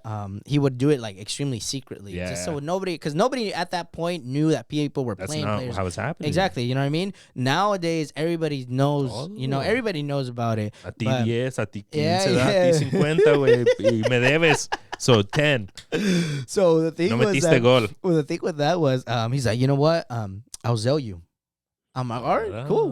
He's like, yeah, my number, yeah. Los taxes, you know what I mean? So just do that and then just go from there. But that was my journey with his team up until when I ended up getting into the pandemic, and then that's how I ended up finding out about the UPSL. I didn't know about that league up until late 2019, early 2020, or excuse me, late 2019. That's when I found out about the UPSL. But UPSL is más formalized, ¿no? Yeah. So ahí se te acaba tú eres estrellita de talacha que te pagan. Sí. Acá, güey, tengo 10 más de ti. Exactly. So that was a reality check for me, and that's what you pulled up. No. Fíjate, mira, the thing with me with that, it's like, okay, like I know I'm a good player. Like I already know what I could go ahead and show this team. Pero there's a coach that really needs to see what you can do, especially if he already has his team. You know what I mean? He already has the starting 11. So the thing was that during that late 19 tryout, I go to Salinas. I get informed about this team, and they're like, I'm like, oh dang, dude, it's a semi-pro team. I'm gonna go try out. I go. It's a 2-week type of trial. Tuesdays and Thursdays, and I think I'm doing good. Y nada más de repente, like nada from the coach. Up until the last, after the last trial, que dice, all right, tira una pelota el señor just here. You guys here. I have spots for two players nada más.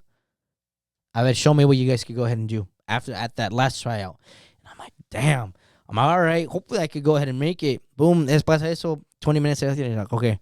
So if I call your name, you're on my team. If not, you're more than welcome to come out to practices and still show me what you could go ahead and do. If you don't want to come out, no hard feelings or anything like that. He doesn't call my name. So I don't make the team, right? It's for Jaguares. Para Jaguars, Simón, para Salinas. So I'm like, damn, me estoy agüitado, right? I'm like, dude, like, what could I do? Like, ¿qué hice? This and that. So that was November. December, I run through practices. I go through practices. January 2020, I go through practices todavía, and I'm like, dude, am I ever gonna get an opportunity to actually like play or not? And then he puts me on a second team and at the time he never had my email, So I was rostered to go play in Monterrey, but I didn't end up going because of that. You didn't get a fucking email? I didn't get an email because You he didn't didn't get have an it. email notification? Yeah, He didn't no. text you or anything? No. Was he like, did he call you and he was like, hey, you're supposed to be here? No, not at all. He was like, no, he didn't show up on the email. That's what it is. And I that's, move on. Yeah, exactly. So after that was January. Y es cuando pasó el pinche pedo con el COVID. So January, that's when you started hearing out. Yeah, February, I would still show up to practices and stuff like that. And then March, boom, get a text message on WhatsApp. Practices aren't going to go ahead and be, or actually not even WhatsApp because I wasn't even part of the group chat at the time.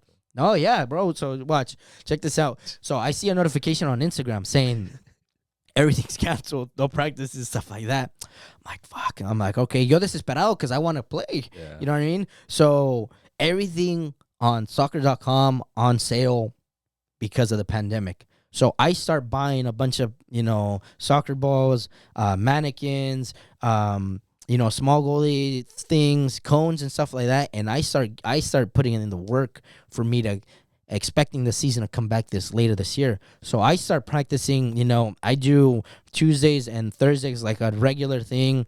I get out of work from 6 to 8:30, longer during the summer because there's still sun.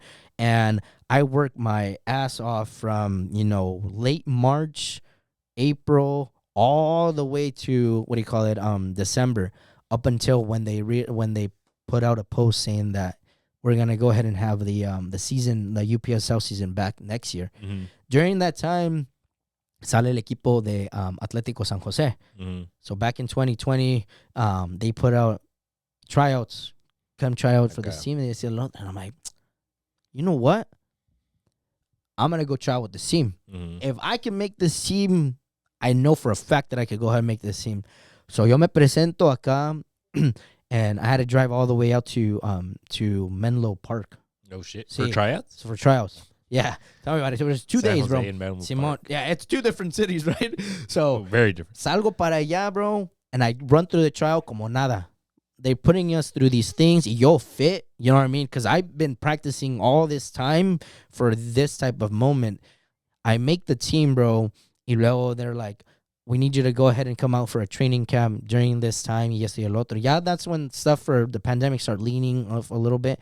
And then I'm on the team. I already established myself from all this hard work that I did during 2020. And then I'm the starter striker for over here. I get a Instagram message by the manager of the Jaguars team. He's like, hey, who are you playing with? Because I had posted a practice and stuff like, who are you playing with? I'm like, oh, I'm with this team.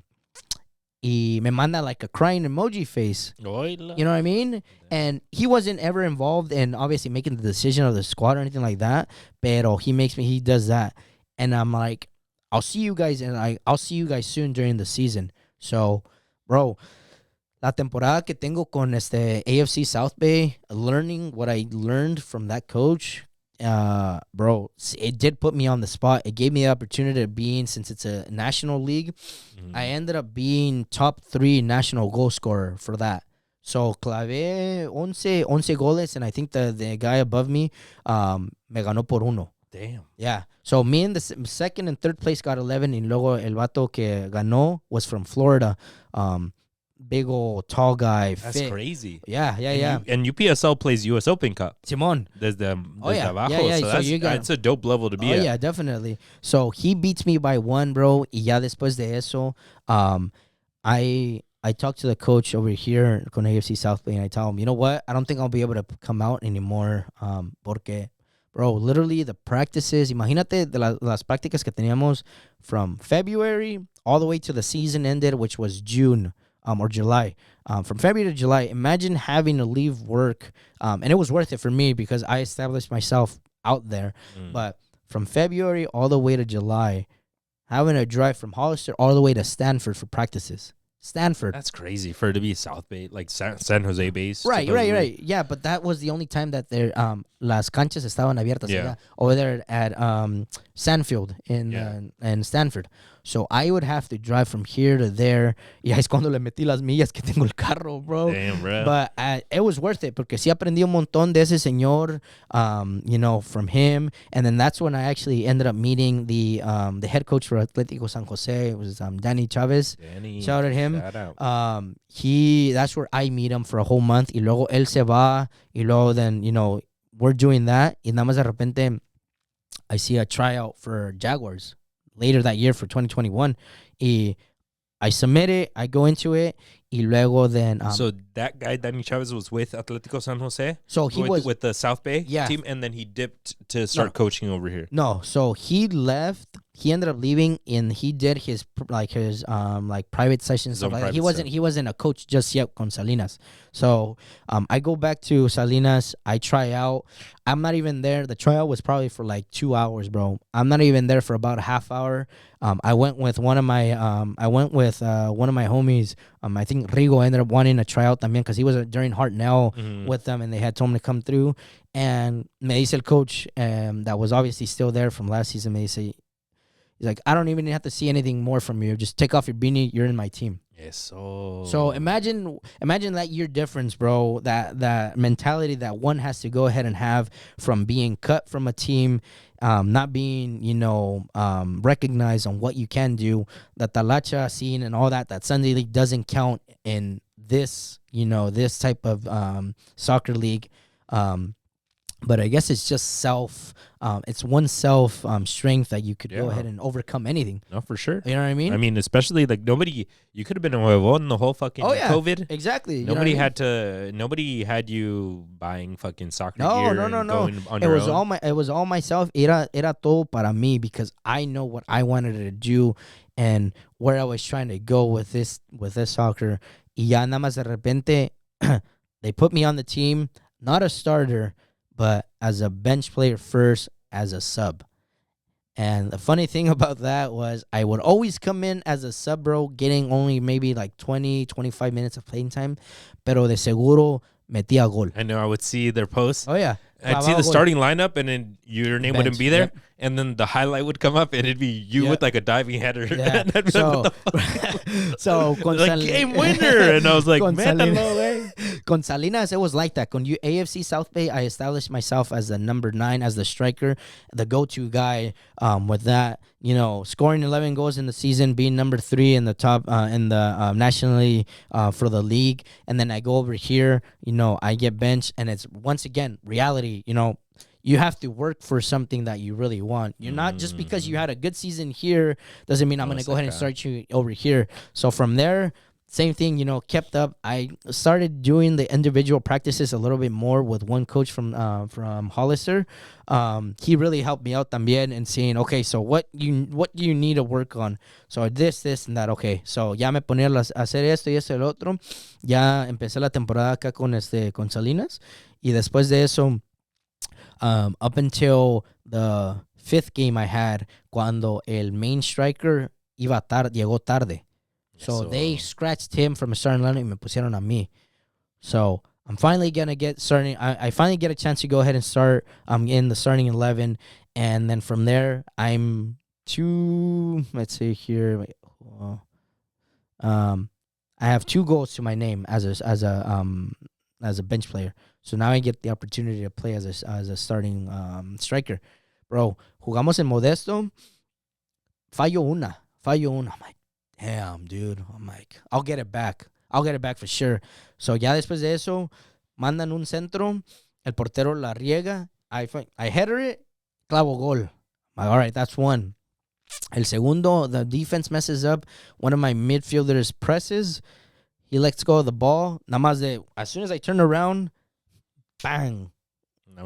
Y luego I bend the goalie's hands like this y se la clavo. So that's 2 goals in one game. Ya después de eso, what do you call it? I get subbed out maybe at the 70th minute y luego clava un gol el otro striker. So at that point, I'm feeling good. I'm like, all right, cool. Like he already knows what I could do as a sub and as a starting forward. So go on. The guy still gets his starting position. I don't mind it because like I said, I already know it. So up until when we face Project 510, at the Morgan Hill Sports Complex. It's a semifinal, obviously, to go on to the final of the UPSL South Division. I'm not in the starting lineup. The rotation players get subbed in, and up until we go into the late minutes of the full 90, one of my teammates gets hurt. He's thinking who he's gonna put in, and I'm a forward and the guy's a midfielder. Y me dice a mí, start warming up because I need you to come in. So I start taking everything off. I put everything on, and then boom, I play about 5 minutes of what's left. Y luego después de eso, I go into the extra time, bro. And el segundo tiempo of the extra time, coming off the bench, bro, I score a hat trick against Project 510. What? Sí. So I score a hat trick against them, dog. Aquí en Morgan Hill too. No me invitaste, culero, right down my street. I would have fucking been there. Rulas.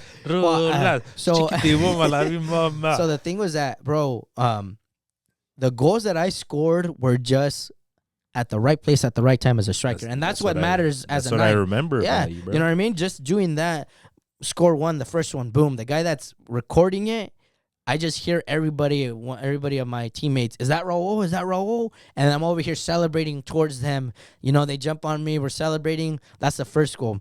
The second goal comes off of a corner, a 1-2. Cross it in. I'm behind the center back, and then I just get in front of him, and then just hits the top of the crossbar, and it goes in. And then once again, is that Raul? And I start celebrating again up until when I score my hat trick. And going back to the video, I knew I should have celebrated with my team, but at that point, I was just juiced that I had came in from the bench and scored a hat trick on this team. You did the Oh, no, bro. Imagine that. Imagine that, though, dude. Coming off the bench and scoring against Project 510, whose main club is Oakland. The Roots, the Roots, bro. It's a full-ass damn protein. Exactly. Yeah. All these kids, dude, that they ended up having there ended up getting a shot with the first team, bro. So imagine you coming off the bench and scoring a hat trick against them. It's like, dude, you at that point, I'm like, I'm happy with what I've done already. Scoring this, everybody knows who I am already. Onto the final, I'm on the bench again, and I'm like, I'm okay with it. He maybe sees me more efficient coming off the bench. Yeah, some players. Yeah, exactly. Yeah, so I come off the bench, I get the ball 10 minutes in, I cross it, make it seem like a shot. I cross it. It deflects off the defender because he tried to slide. Uh-huh. It hits him. Le rebota al portero. The portero tries to go ahead and grab it with his hands. Se le va, and it goes in, and I score. So I claimed it. I'm once again coming off the bench and doing that and celebrating. We go on to lose the final, unfortunately, just because of some bad referees that game. And the season ends, but we move on to the following the spring season, and then it's just the same thing once again. So, like I said, if you guys catch anything from this, it's more of just like if you're going through something or if you want to prove something, you got to prove something to yourself first, and then go on to show everybody else that you're him. Yeah, exactly, bro. I did see that a lot on social media. That I literally kept seeing you on the bench and then you on the highlights, and I was like. O sea, algún que hacen los titulares o qué? Like, what are they like? Hacen comida también. Nah, like, dude, do they have other skills? Okay, I was like, I was like, give him a man some. You were a talisman, right? You come in, you get the dub. Yeah. I was like I said, started with AFC South Bay. I had already my rep, but con Jaguars, it was always different just because it was a little bit tougher just because the quality of players that they had, in my opinion, we did have a good squad in AFC South Bay. Everybody was a baller, but for some reason, con Salinas, the quality of it, and it's always been like that, even with you, when you playing in high school, people coming out of Alizal, bro, anybody in the area, they're ballers, bro. So imagine having quitarle el lugar. Exactly. And like you showed, maybe they are the ballers there, but then when it comes to gameplay y todo, pues quien va a meter el gol, pues it has to be the guy from Hollister. Pues even though maybe the guys from Salinas le quitas el balón, probably never. Right. But like the other guy goes in and he has the game shape y también te clava el gol that you need. Yeah. And that's just what it is sometimes. Damn, bro, you got some good ass memory, bro. Oh, like, yeah. I black out in games. Nah, bro. I black out, and then they're like, "Oh, remember, güey, esa final que jugamos?" No, no, güey. Nah, dude. ¿Hice bien? Yeah, it's okay, because good. it's my journey. It's the Yeah, journey that it I is. did through. And you guys the actually soccer. videotaped them too. Yeah, es lo bueno exactly, también. bro. And I know you'd be watching your highlights and all shit. the time, You'd be bro. like, Honestly, that's the funny thing is that when I edit them and stuff like that, y luego resultan like it comes up 3 years ago, 4 years ago, and that hat trick against Project 509 always comes up in December. So that's why it's one of my favorite Is months. that the diving header one? No, you that did? diving header one was with AFC South Bay. Yeah, I remember. But that one put me on the map because that one too, it was just an instinct that I had. And I never do like flying headers or anything like that. That shit was but crazy. during We're gonna that time- fucking plug it. We're gonna do a clip. Yeah, that time, dude. It was just they crossed it in, and I knew I wasn't gonna make it if I jumped. So I just They were like literally like, and then I get up, and then try to see where the ball's in, and I just see the goalie fall back, and I see the ball behind the net, and I just started up and started celebrating, bro. That one was a good. That's what's up. Hell yeah. lit. So te vas de ahí. It looks like you get a call back over here to what was AFC South Bay, which is now Atletico San Jose. So yeah. So Which I love the marketing behind it. I love the logo. Se ve más chulo todo. AFC South Bay como que no me gustó. But Atletico San Jose is dope. You got a good, strong coach who was over there at Jaguars. He was the women's coach. So he was, so in the spring season of 2022, sale él, he reaches out, and then he ends up having the women's team. And Daniel Chavez. Yes. Don't spoil too much because va a venir podcast. Okay, that's cool. Hell yeah. We've been talking a little bit. That's good. I mean, me personally, that was the first time I met him. I only got to know him for about a month when he was at AFC South Bay. Me quedé con comunicación con él, obviously, because when he came out to Salinas, he told me, he's like, hey, I'm gonna end up having the team. I'm like, cool, a toda madre. I know you, eres a todo dar también. And like I said, I know what type of coach you are, even disregarding the fact that I've only seen you coach for about a month, pero I like what you could go ahead and bring into the table. And sure enough, he did. He went and he managed the team, and he does what he has to do. And then from there, it just con Jaguars with the men's team, we end up having se deshace el equipo porque that's cuando trajeron a Monterey Bay FC Union. Oh yeah, that's tough. You can't fight with that. No, Monterey Bay 2, the second one and también. The thing is that there goes your Salinas ballers. Honestly, yeah, porque traen a puro morro del college. Yeah. And uno already being maybe 26, 27 at the time, having my daughters, having a family, having to work, you can't really put in that time that you could have,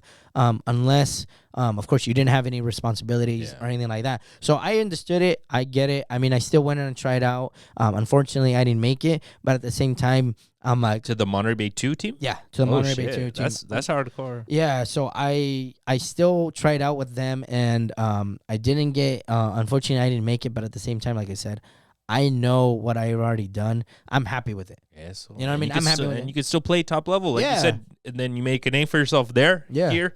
Y te piden para atrás acá. Yeah. So the way they reached out to me is the owner, Angel. Shout out Angel because, like I said, he reaches out and tells me, hey, I want you to go ahead and come in. Y luego me manda un mensaje de Daniel. He said, hey, I'm actually going to be the coach for it. Yes, so. All right, bro. You don't have to tell me anymore. I've known you, for good. 2-3 years already. Eres a todo dar también. And I mean, like anything, bro. I call him coach, even though I think he's about your age. I call him coach, as respectful as I can be. And he's a good person. Fool gives me Mourinho vibes, right? This fool's like this fool's on his. Honestly, we're talking villain arc earlier. Oh yeah, this fool's on that. This fool's like the camera. He's just like hey. No, he is honestly. I like the vibe that he's got as a coach. And the charisma that he has, definitely. And there is at times cuando he could be. There's two different. The way that I see it, we're friends off the field, we're friends on the field, but at the same time, when it comes down to business, you know what you have to prioritize in a sense where. Take me seriously, or if you don't want to be here, leave. You know what I mean? So I always implement that too. Like, he's me ha llamado la atención. I don't take anything from it, like, personally or anything like that, porque es un regaño that he's demanding respect, and he deserves his respect when he's talking. And during tactical things that we have to go ahead and clean up, I obviously speak on it too, because obviously I'm on the starting 11 and I see what's going on. And then going back to the final that we just won with Atletico San Jose, you know, I got a chance to look at the whole first half and see where we're at. And I spotted something. I texted him about it, shot him a message about it, and then he agreed with me. And I'm like, you know what? We need to go ahead and clean this up, because we're still going to be competing this upcoming year in the California Cup. So we have 3 games coming up this upcoming January. So, yeah. So you guys got to make it out there. I saw 2 of the games are at Pioneer, I think. And then I don't know where the other one's at, but you guys got a nice little, definitely. You guys got like a nice ticket package. I think it's like 20 varos to go to all of them. Yeah. Algo bien bara. Pásenle. Pásenle. So it's not bad. Económico, dirían. So you guys win the championship, moves you guys to a Premier Division. Yeah. Who's the well-known team in that division now in the area? Going back just quickly to Fresno, going back to the Salinas team con Jaguars, we were in that Premier Division. So now con Atletico San Jose, we're gonna get a taste of Project 510. Oh, so you fit the same Selma, spot that they were. Yeah, okay. Selma is another team. They actually ended up winning their the championship their first season. A really, really well-recognized team in the 559 is the team from Fresno. Central Valley Fuego. They're ballers, no? Not Fuego. It's I forgot what its name, but those guys, bro, those guys are tough. That's the team that we lost in the final with Jaguars. But they have what you don't see in a local club, que viene siendo el soporte de la porra. Bro, they have a crowd. Oh my God, dog. Pues ¿qué más hay que hacer en Fresno? Bro, tienen su banda, dude. Tienen su Watch next game. Yo voy también. Agárrense, cabrones. Bro, it's crazy. When we played that final, bro, we were like, we didn't know what we were walking into, because, like I said, imagínate just going into what is an amateur game, pero con that type of vibe, bro. Prenden los pinches the flares and shit. Tienen todo, bro. It's a good club that you could go ahead and play with, and especially even a better club to play against and see what you could do as a team against them. But agárrense, cabrones, because I'm gonna do that with Gol Sided. Vamos a hacer un pinche equipo y vamos a traer la misma porra. Pinche Holster o algo. Agárrense, espérense. No, but that's crazy. Is that are you going to the division with Davis Legacy?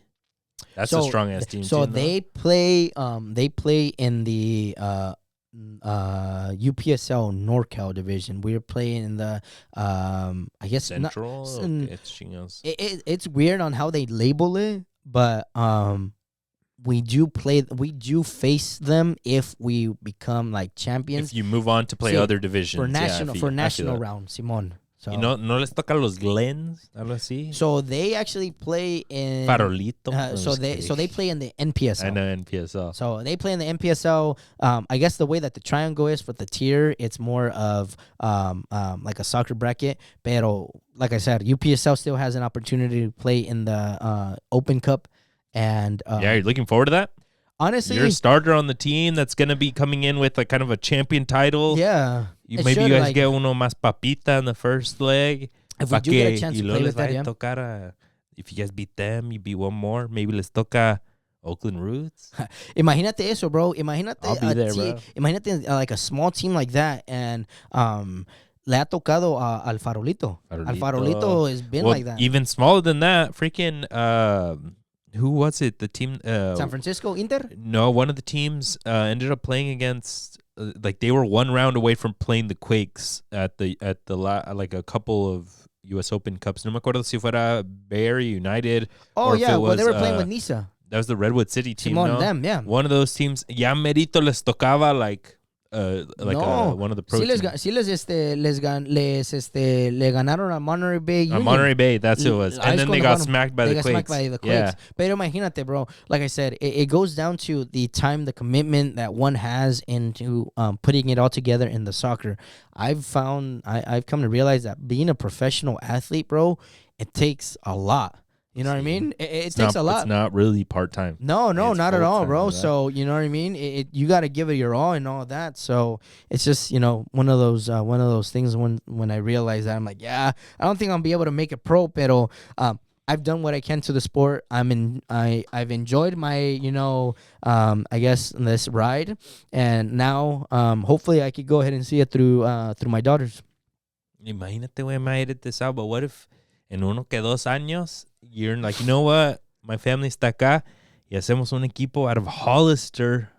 No, we've never had fucking NPSL or UPSL or anything like that. I tried to do that. Y nos traemos los ballers de los baños, los de Salinas que no la hacen allá, los de Aroma, los de acá. Y así, y en el estadio de la high school, y un pinche tamborazo también. Vámonos, cabrón, que casaca saca la pinche. Casacas will go ahead and be the coach, bro. No, well, watch. Hey, we're manifesting it. Wait, you're 28? 29, bro. 29. A los 30, a los dog. 30. No me Vas a ser recuerdo. treintón. 31, 32, when you're like, no, ya Actually, acabé no, acá. 21. When you hit your Raul Jimenez era, 33 así. Most people don't hit their Hacemos peak algo, or güey. their prime up until the late times. Te digo, pero... Ando mi pique, ya sé. Yeah, I'll wait for you. Nah, pero Me te duele digo... todo. I just came out of retirement on Friday, folks. I played a game. Metí un gol in indoor and some good así tiki-taka, even though I'm a little sick. Quedamos 2-2. Not bad, first game back. That's good, bro. La neta que sí me da orgullo. Like, I'm happy that we're you getting actually back to it. Just wait till I start asking you some questions right now. A ver si piensas que I was that good. A ver. Dale, Let's pues. get into it then. No, but you shout out to you guys. Shout out to Atletico San Jose, repping San Jose. Bueno, me encanta el nombre. Ahora sí, Yes, me dan ganas de ir a gritarlo. Yeah. And I went out to the championship game. Yeah, you saw it, bro. You saw the most important, the last couple of minutes. And you guys got a little lucky. I'll say that for sure. Con la roja, que le dieron un pendejo. What a dumbass. Dude, it's one tight. thing. It was extremely tight. Yeah, I mean, cuando nos empataron, bro, that team, we actually had played them in San Leandro, and we tied 0-0. So we knew what to do. Pero a mí me dijeron, they gave me one objective. Me dijo one of my center mids, me dice, No la cagues. No. Okay. Me dice, try to take this guy out of the Take their game. center back. No, because I'm playing as a false 9. I'm playing as a 10. So that's why I haven't really been tarde. I don't know. I haven't really been on the scoring sheet much going Atletico San Jose, just because the amount of players that we have, in a sense, with everybody's a baller, bro.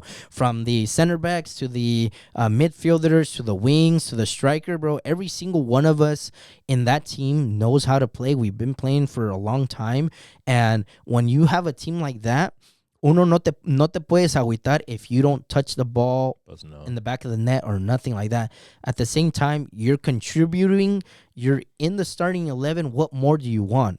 In my opinion, that's the way I look at it now. Maybe Raul being 21, 22, se sacaba de onda. Pero now, Raul being, at this age now, it's like, bro, es para el equipo. It's a collective what thing you're now. doing. Yeah. That's a different mindset. Yeah. Definitely it is, I think bro. that high soccer IQ gives you the ability to see that este movimiento que hice para acá no me van a dar el balón, but guess what? That guy has a wide open path now. No vamos lejos, bro. We were having dinner one time after a game, and I start talking to one of my teammates that I don't really normally talk to. Pero I start talking to him like I'm talking to you about my journey and stuff like that. And he's like, wait, you never played pro? I'm like, no, bro, I never had the opportunity. He's like, dude, like the way that you play, your mentality of when I see you on the field is so higher level than what I normally see on anybody else that's just like playing in this division. I'm like, bro, it's crazy to think that you actually thought that I went professional, bro. It's like, no, I honestly thought you really did, man. Ya cuando me dijo eso, bro, I was driving home after that. I was like with a smiling face. You know what I mean? I'm like, yeah, dude, like, you don't hear that a lot. Like when people. That's a beautiful fucking compliment. Damn. Definitely, bro. That's dope. I mean, it's that soccer IQ. Oh, yeah, bro. Yeah, definitely. Es lo que es. That's awesome. And they get a red card. You guys start dominating in the extra time. I'm there watching at that point. Y luego you guys start scoring 3-1, fácil. They got one less player. You could hella tell They're it was frustrated. freezing Yeah, too. yeah. And then their players start getting injured. They do crazy subs a lo loco. And then one of their striker, who I could tell is like Central American, South American, no sé qué. Yeah. That fool just donkey kicks one of you guys, y roja. Sí. And then I hear him on the way out because they were starting to fight. No? Yeah. I hear him on the way out. He's like, no decían eso hace rato que teníamos 11 contra 11. And I was like, I mean, is that their fault or de quién es la culpa? I'm like, I tried talking to him too. That was a solid point. I was like, yeah, it was a tight game back then. Yeah, pero ellos mismos se perjudicaron el partido. Yeah, you know what I mean? You lost the game. Exactly. You guys. Yeah, I mean, it's not my fault that we won because of your stupidity. Yeah. You know what I mean? Y yo le dije, manito, pura frustration. Yeah. You know all of them too. When I saw you, you were talking to everybody on their team. El que se lastimó too. You're like, I start talking to them like how they would recognize if they were talking to a peer. A homie of them. Yeah, you know what I mean? Like at the end of the game when he was injured, I went up to him. I'm like, hey, you know, obviously I know you told me how old you were. I hope you recover a lot quicker, man, because obviously an injury like that, especially at your age, you have, you know, your responsibilities, and I wish you nothing but the best and stuff like that. Y así quedó con el otro manito también. Le dije, hey, no vale la pena, man. Ya y tú dirás, pero pues, it's un partido. What sportsmanship? Yeah. The furthest I've gone to play, like in the Bay, is Redwood City. Cuando un homie me acomodó ahí con unos de Guatemala, and the same thing in the Talacha. The first game I went, and this is how real the guy was. We didn't play because the other team didn't show up with enough players, so they canceled it. And I'm like, dude, did I just drive from Hollister all the way out here for nothing? He's like, hey, ay, discúlpame, no vamos a jugar, pero toma, bro. And I'm going to disclose how much he gave me, bro. Fíjate. And this is just to give you guys a taste of what the talacha is. He literally gave me $250. He's like, here. Jesus Christ. Te doy, toma, por el partido, por haber venido, y luego para tu gasolina. And I'm like, hey, let me know if you need me to come. Hey, ¿se va a cancelar la próxima semana o qué? You know what I mean? No, para que sepas cuánto es lo que... Start hitting up the other team. Hey, no vengan, por favor, no vengan. I'll give you guys $50. I'll give you guys... You know what Les I mean? compro 24 no vengan. No, así te digo, dude. Just crazy. To disclose. This was a random guatemalteco. You said just a random fool? fool? My homie me acomodó con su equipo. But I mean, imagínate, si un random fool in Redwood City no va a haber eso en Sunnyvale, en San Jose, in Fremont, like un chingo de gente que everybody's paying. Yeah. So I don't know what he does, but or actually me comentó, tiene un negocio. He runs his own company. Yeah. That's what the Gilroy is. También traen sus negocios on the side. So he does that, and that's why por eso no le pesa mucho a él, because he does what he has to do. Stuff like that. So, but like I said, I don't know if you ever knew more or less what the talacha pays, but I watched videos on Facebook. Pero pues no pasó. I watch videos on Facebook, and I'm like listening to these guys like talk about how much they get paid in pesos and stuff like that. And then I go on my phone and I'm like, how much is this in US currency? And how much is this in US currency? And I'm like, you're getting paid that to play? Which isn't a lot compared to what we're like one makes here. But at the same time, it's like, okay, like I see it. You know what I mean? You should be like you should be an influencer on Instagram and stuff too, like with your clips. Y luego también te haces como paquideos, güey, where like you're famous like this, pero también te traen a la talacha. Yeah. Like I said, not paquideos, but that full the rivaldios. All right, Rolas, let's get into some rapid fire, brother. Dale. Aquí vamos a hacer unas hot questions, and I want you to give me the first thing, the best thing that comes to mind, and we'll keep it moving. Keeping that same vibe, give me the randomest player that you've played against. Talachero, I know you pull up y, ay, güey, es el Negro Sandoval. Ay, güey, es Felipe Baloy. No mames. No, you really want to know? Give me one or two. A ver. When I went to a tournament a year ago in Tracy. Tracy's crazy. Tracy, bro. Tracy's. I've played with a lot of people that say that they're professionals, but when I was warming up, the person that I saw and I recognized, like, dude, this guy played for Santos, this guy's played for Atlas, and I forget his name. Es Jose Castillo, ¿no? No. You've seen that I footito, him right? too. Yeah. Pero Santos y Atlas. le dicen la rata. He played for Atlas, Santos. He became champions with them too. La Rata. Sí. ¿No es José Bella? No. Oh, man. ¿Quién más? Isijara. El I ratón Isijara. Bro, I went up against him. What are they doing? No, botalacheros, I know, bro. but like... Pero fíjate, dude, you see these soccer players on TV, and they don't look anywhere as big as they look in person.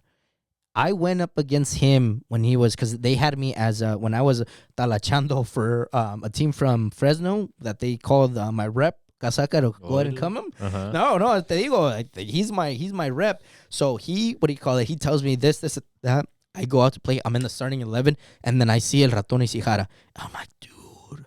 I'm like, bro. Before we play, I'm like, I go up to him. I'm like, oiga, ay disculpe, pero un gustazo. Honestly, dude, like, no puedo creer que voy a jugar contra usted. Un gustazo. Sí, toda madre. You know, I'm like, órale, bro. The way that he plays so simple, and this is what a lot of people don't realize.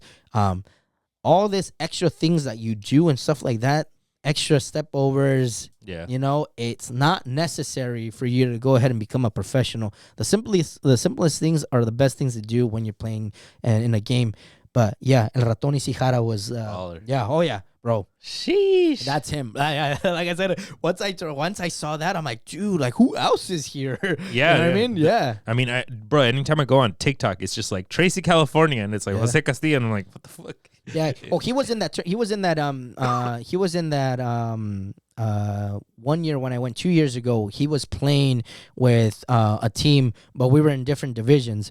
So he was playing in the higher one, now he's playing in the lower one. But I remember seeing him there too. Ahí va a andar Jürgen Damm in 2 years, watch. I bet you. No, and guess what? Guess who else was there too? And I should have said him, but I wasn't there at the time. My rep sends me a video. He says, "Hola Raúl, ¿cómo estás? Aquí soy tu amigo." Guess who it was? From Pumas. Pablo Barrera? No, he still played pro. No. Picolín. No, he's a goalie. No, he was a goalie? El Pollo. Simón. El Pollo fucking tatted up. They Yeah. brought him out here? Yes, bro. Yes. Bro, I don't know. Like, low-key, let's not get too off topic about this, but that fool, he was good. Oh, yeah. La cagaba every once in a while, and that's why it ruined him, supposedly. Once he left to But Toluca, he was yeah. good. Yes, he was, yeah. I don't get why nobody gave him a contract after that. I don't know either, Bro, bro. ni Querétaro, Pero, man. like I said, I would have named him as the... That's crazy. Pero Casaca sent me a video of him saying, "Hola Raúl, aquí está tu amigo." I hella like that fool. I don't get starstruck off, like, and I like respecting famous people. Of course. But low-key, I would have been like, bro, what the? Yeah. I would have. I wouldn't. Like I said, I don't really get starstruck either. But I would have gone up to him and told him, "Hey, big fan. Soy pumista." You know what I mean? Oh yeah, bro. And I love that. That's dope. Give me a goal that you scored that you still think about. Una that we haven't talked about. We've talked too many. Yeah. Yeah. To be honest with you, it has to be a chilena. It has to be a chilena against Argentinos. I remember that we were playing in with Morelia or with no. I was playing with DF. Okay. And I was playing with DF, and me dan una pelota. I shoot it. It bounces back. I'm inside the box. And then I'm facing backwards, and then I just... You would hit Chile. Oh, yeah, bro. My back can't handle those. I wouldn't do them. Not now. This Raúl now. No, not anymore. But yeah, a chilena. I scored a good, probably 5 of those in my time, like playing from youth all the way to where I'm at now. But definitely that one. Yeah. All right. Give me the best defender you've played against, and why was it me? I don't think I've ever gone against you, bro. We have in like obviously in practice and stuff. Right. And then I swear we had like a little stint in Hollister for some reason. But I remember once you started getting hot, like once you started getting like really at your level, I used to love going up against you in practice, and then I would talk hella shit to you afterwards. I'd be like, bro, like we're on the same team, Yeah. and Hernan would always be the one in between us. Yeah, And I'd be like, it's dope that we're on the same team, but bro, you would get locked down. I get your goleador and all that shit, but you would get locked down if I was on the other team. To be honest with you, And bro, we just go at it. I love it. They I think in practices, in all honesty, I've never been good at 1v1s. I'm horrible at 1v1s. I'd rather play off of the ball and create my own space and beat you from a different angle. You're a little fox. Yeah, I don't like. You're un culprit del espacio. Yeah. Tú eres un vulture. Yeah, I just trying to find the best position that I can be. All of your videos is like you knowing spacing, getting your body in the right position. And I have noticed that it's not you with the ball. I'm gonna. You're cooked. I've never been a 1v1 player, bro. It was like the game moves them to the box, and then you know how to make that run right into spacing. I'm gonna one touch. You're cooked. And probably the hardest defender that I've probably ever gone against a CNC has to be Hernan. It has to be Hernan because we've gone against each other on Sunday League when he's been playing in Valencia, and I've been playing with, over here con Argentinos, and he gets the best out of me in one opportunity. I get the best out of him in 1, 2. So we're back and forth with each other. But the thing is that he knows my game so well. Yeah. He knows what I'm gonna do. Your brother. So it's predictable for him, and at the same time, that's what's lead me to do playing off the ball. I'd rather get off the ball and beat him because I know I've always been faster than him. So my thing is either bump him, get him off balance, and then go from there. There was this one game when we had to where if I would have fell because he fouled me, he was the last guy he was going to get red carded. But the thing what I did, he did foul me. I did fall. And as soon as, before the ref blew the whistle, I got up and started running for the ball. So the play continued. I shot it. How nice of and you. Then I don't know if I scored or not, but I think I must have because I told him walking back, I'm like, bro, I saved you from getting a red card, bro. So, yeah, it has to be Hernan, dude. That's dope. No, I mean, Hernan was such a solid defender. We had that back line fucking locked down in the Hollister League. No, y se grandece el güey when you play against a tougher opponent. Oh, yeah, definitely. I think everybody does, in all honesty, just because it's like you know who that person is. It's like, I'm going to prove to you I'm a better defender than anybody that you've ever gone against, or I'm a better striker than you at defending. Yeah, no, ese Hernan es homero. Oh, yeah. Give me one word to describe your game. Now, probably simple. It's simple. See, I would say what gets the job done. Yeah, I would probably say boring. Pero if you go back and looking into the season that I had, if you go back into looking into the season that I had with Atletico San Jose just now, you don't really notice me a lot behind the ball or anything like that. It's more of me movement, creating space for others, and that's where we score the goals. Just like if I move here and I drag the defender, and my player needs to recognize the way that I'm moving, so he could go ahead and come into a pocket and us getting him the ball. So, like I said, it's smarter. Either simpler, smarter. I'd say smart. Más veterano, más colmilludo. Oh yeah. Eso, that's what's up. Yes, sir. Does your bicho reach 1,000 goals? Oh, he has to. What's he at? He's like 40 away? Something like that. Something? Yeah. Honestly, I think he can, and I'm probably going to cry when he retires, to be honest. I know I'm going to text him and be like at his retirement ceremony or something. It's funny because these AI images that are coming out with like that guy, that streamer Speed, there was one with him holding the World Cup with Ronaldo. Does your boy get his World Cup?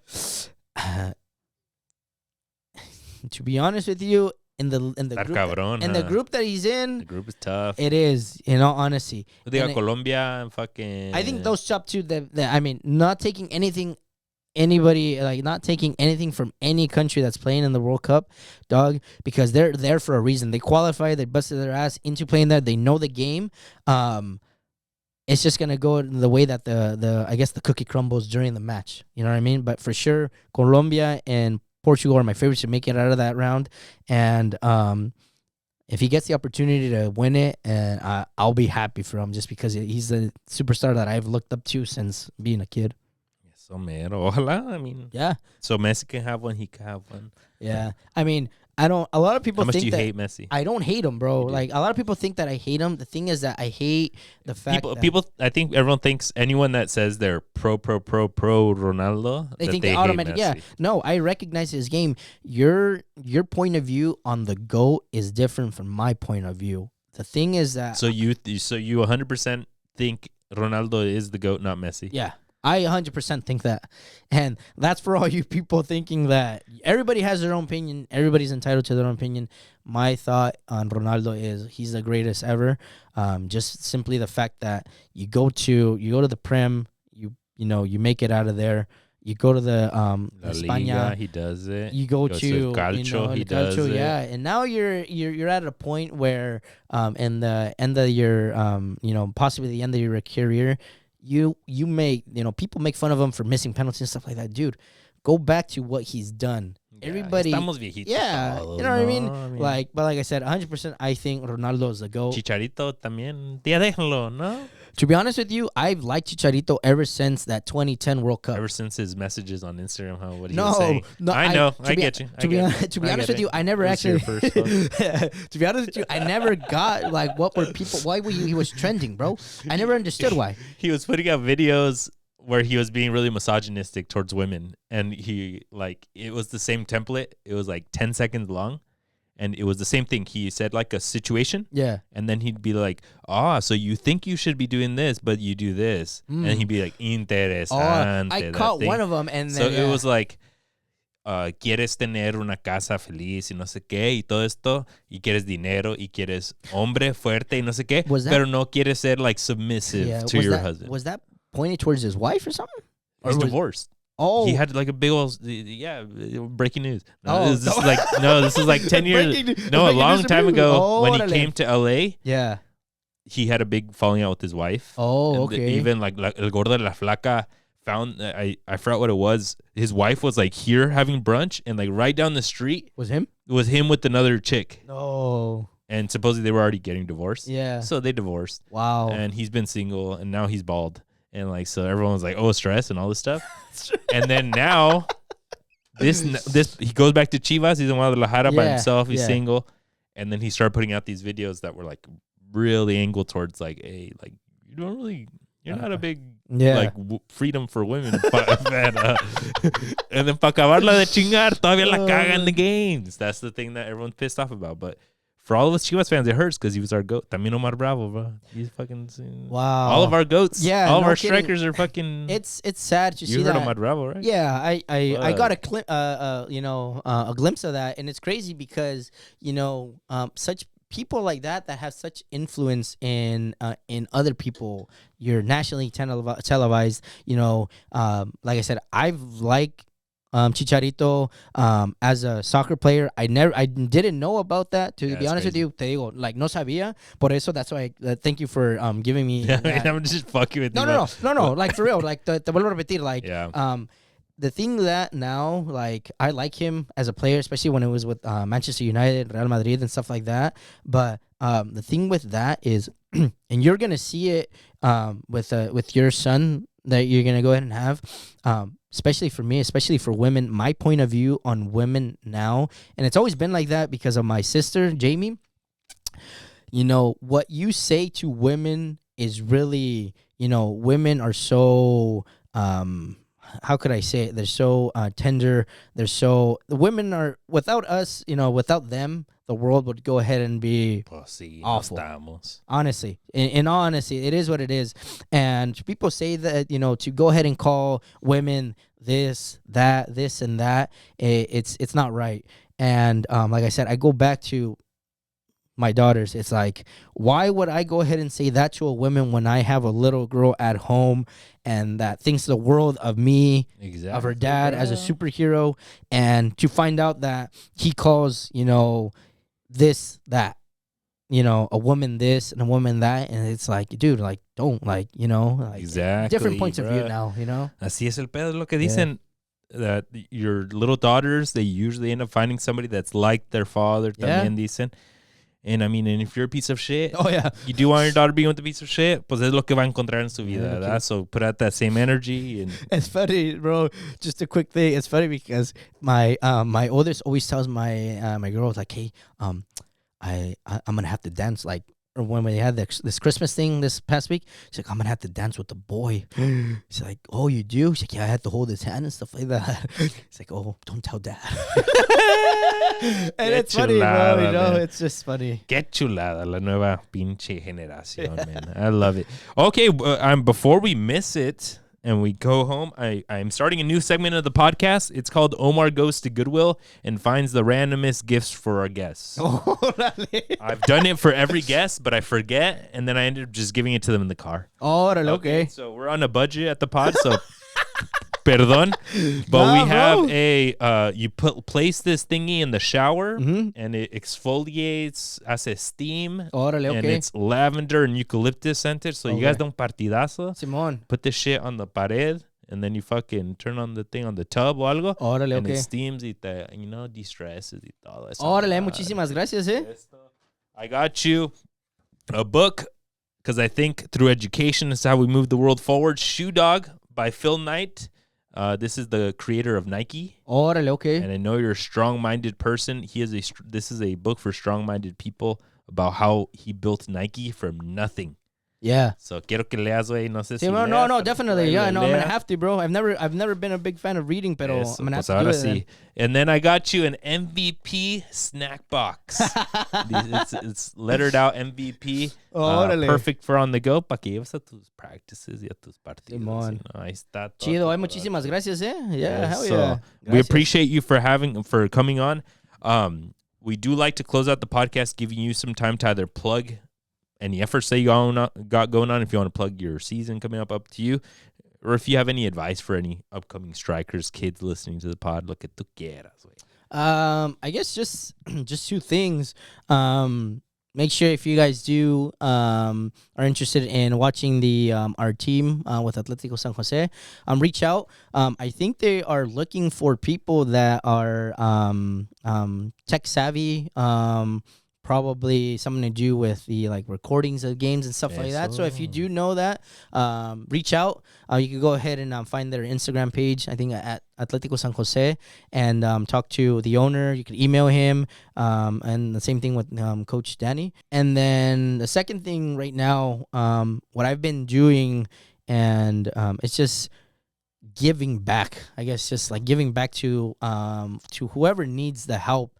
That if you see somebody struggling, or I'm on a Facebook page that I see a lot of people asking for certain things and stuff like that, and I'm specifically in a Air Jordan page for Jordan shoes, and I found myself finding 2 shoes that I never wore, new ones. I posted them on their Facebook, and the bunch of replies that I got that I'm willing to send them out to these people that are in need. Just be kind to people.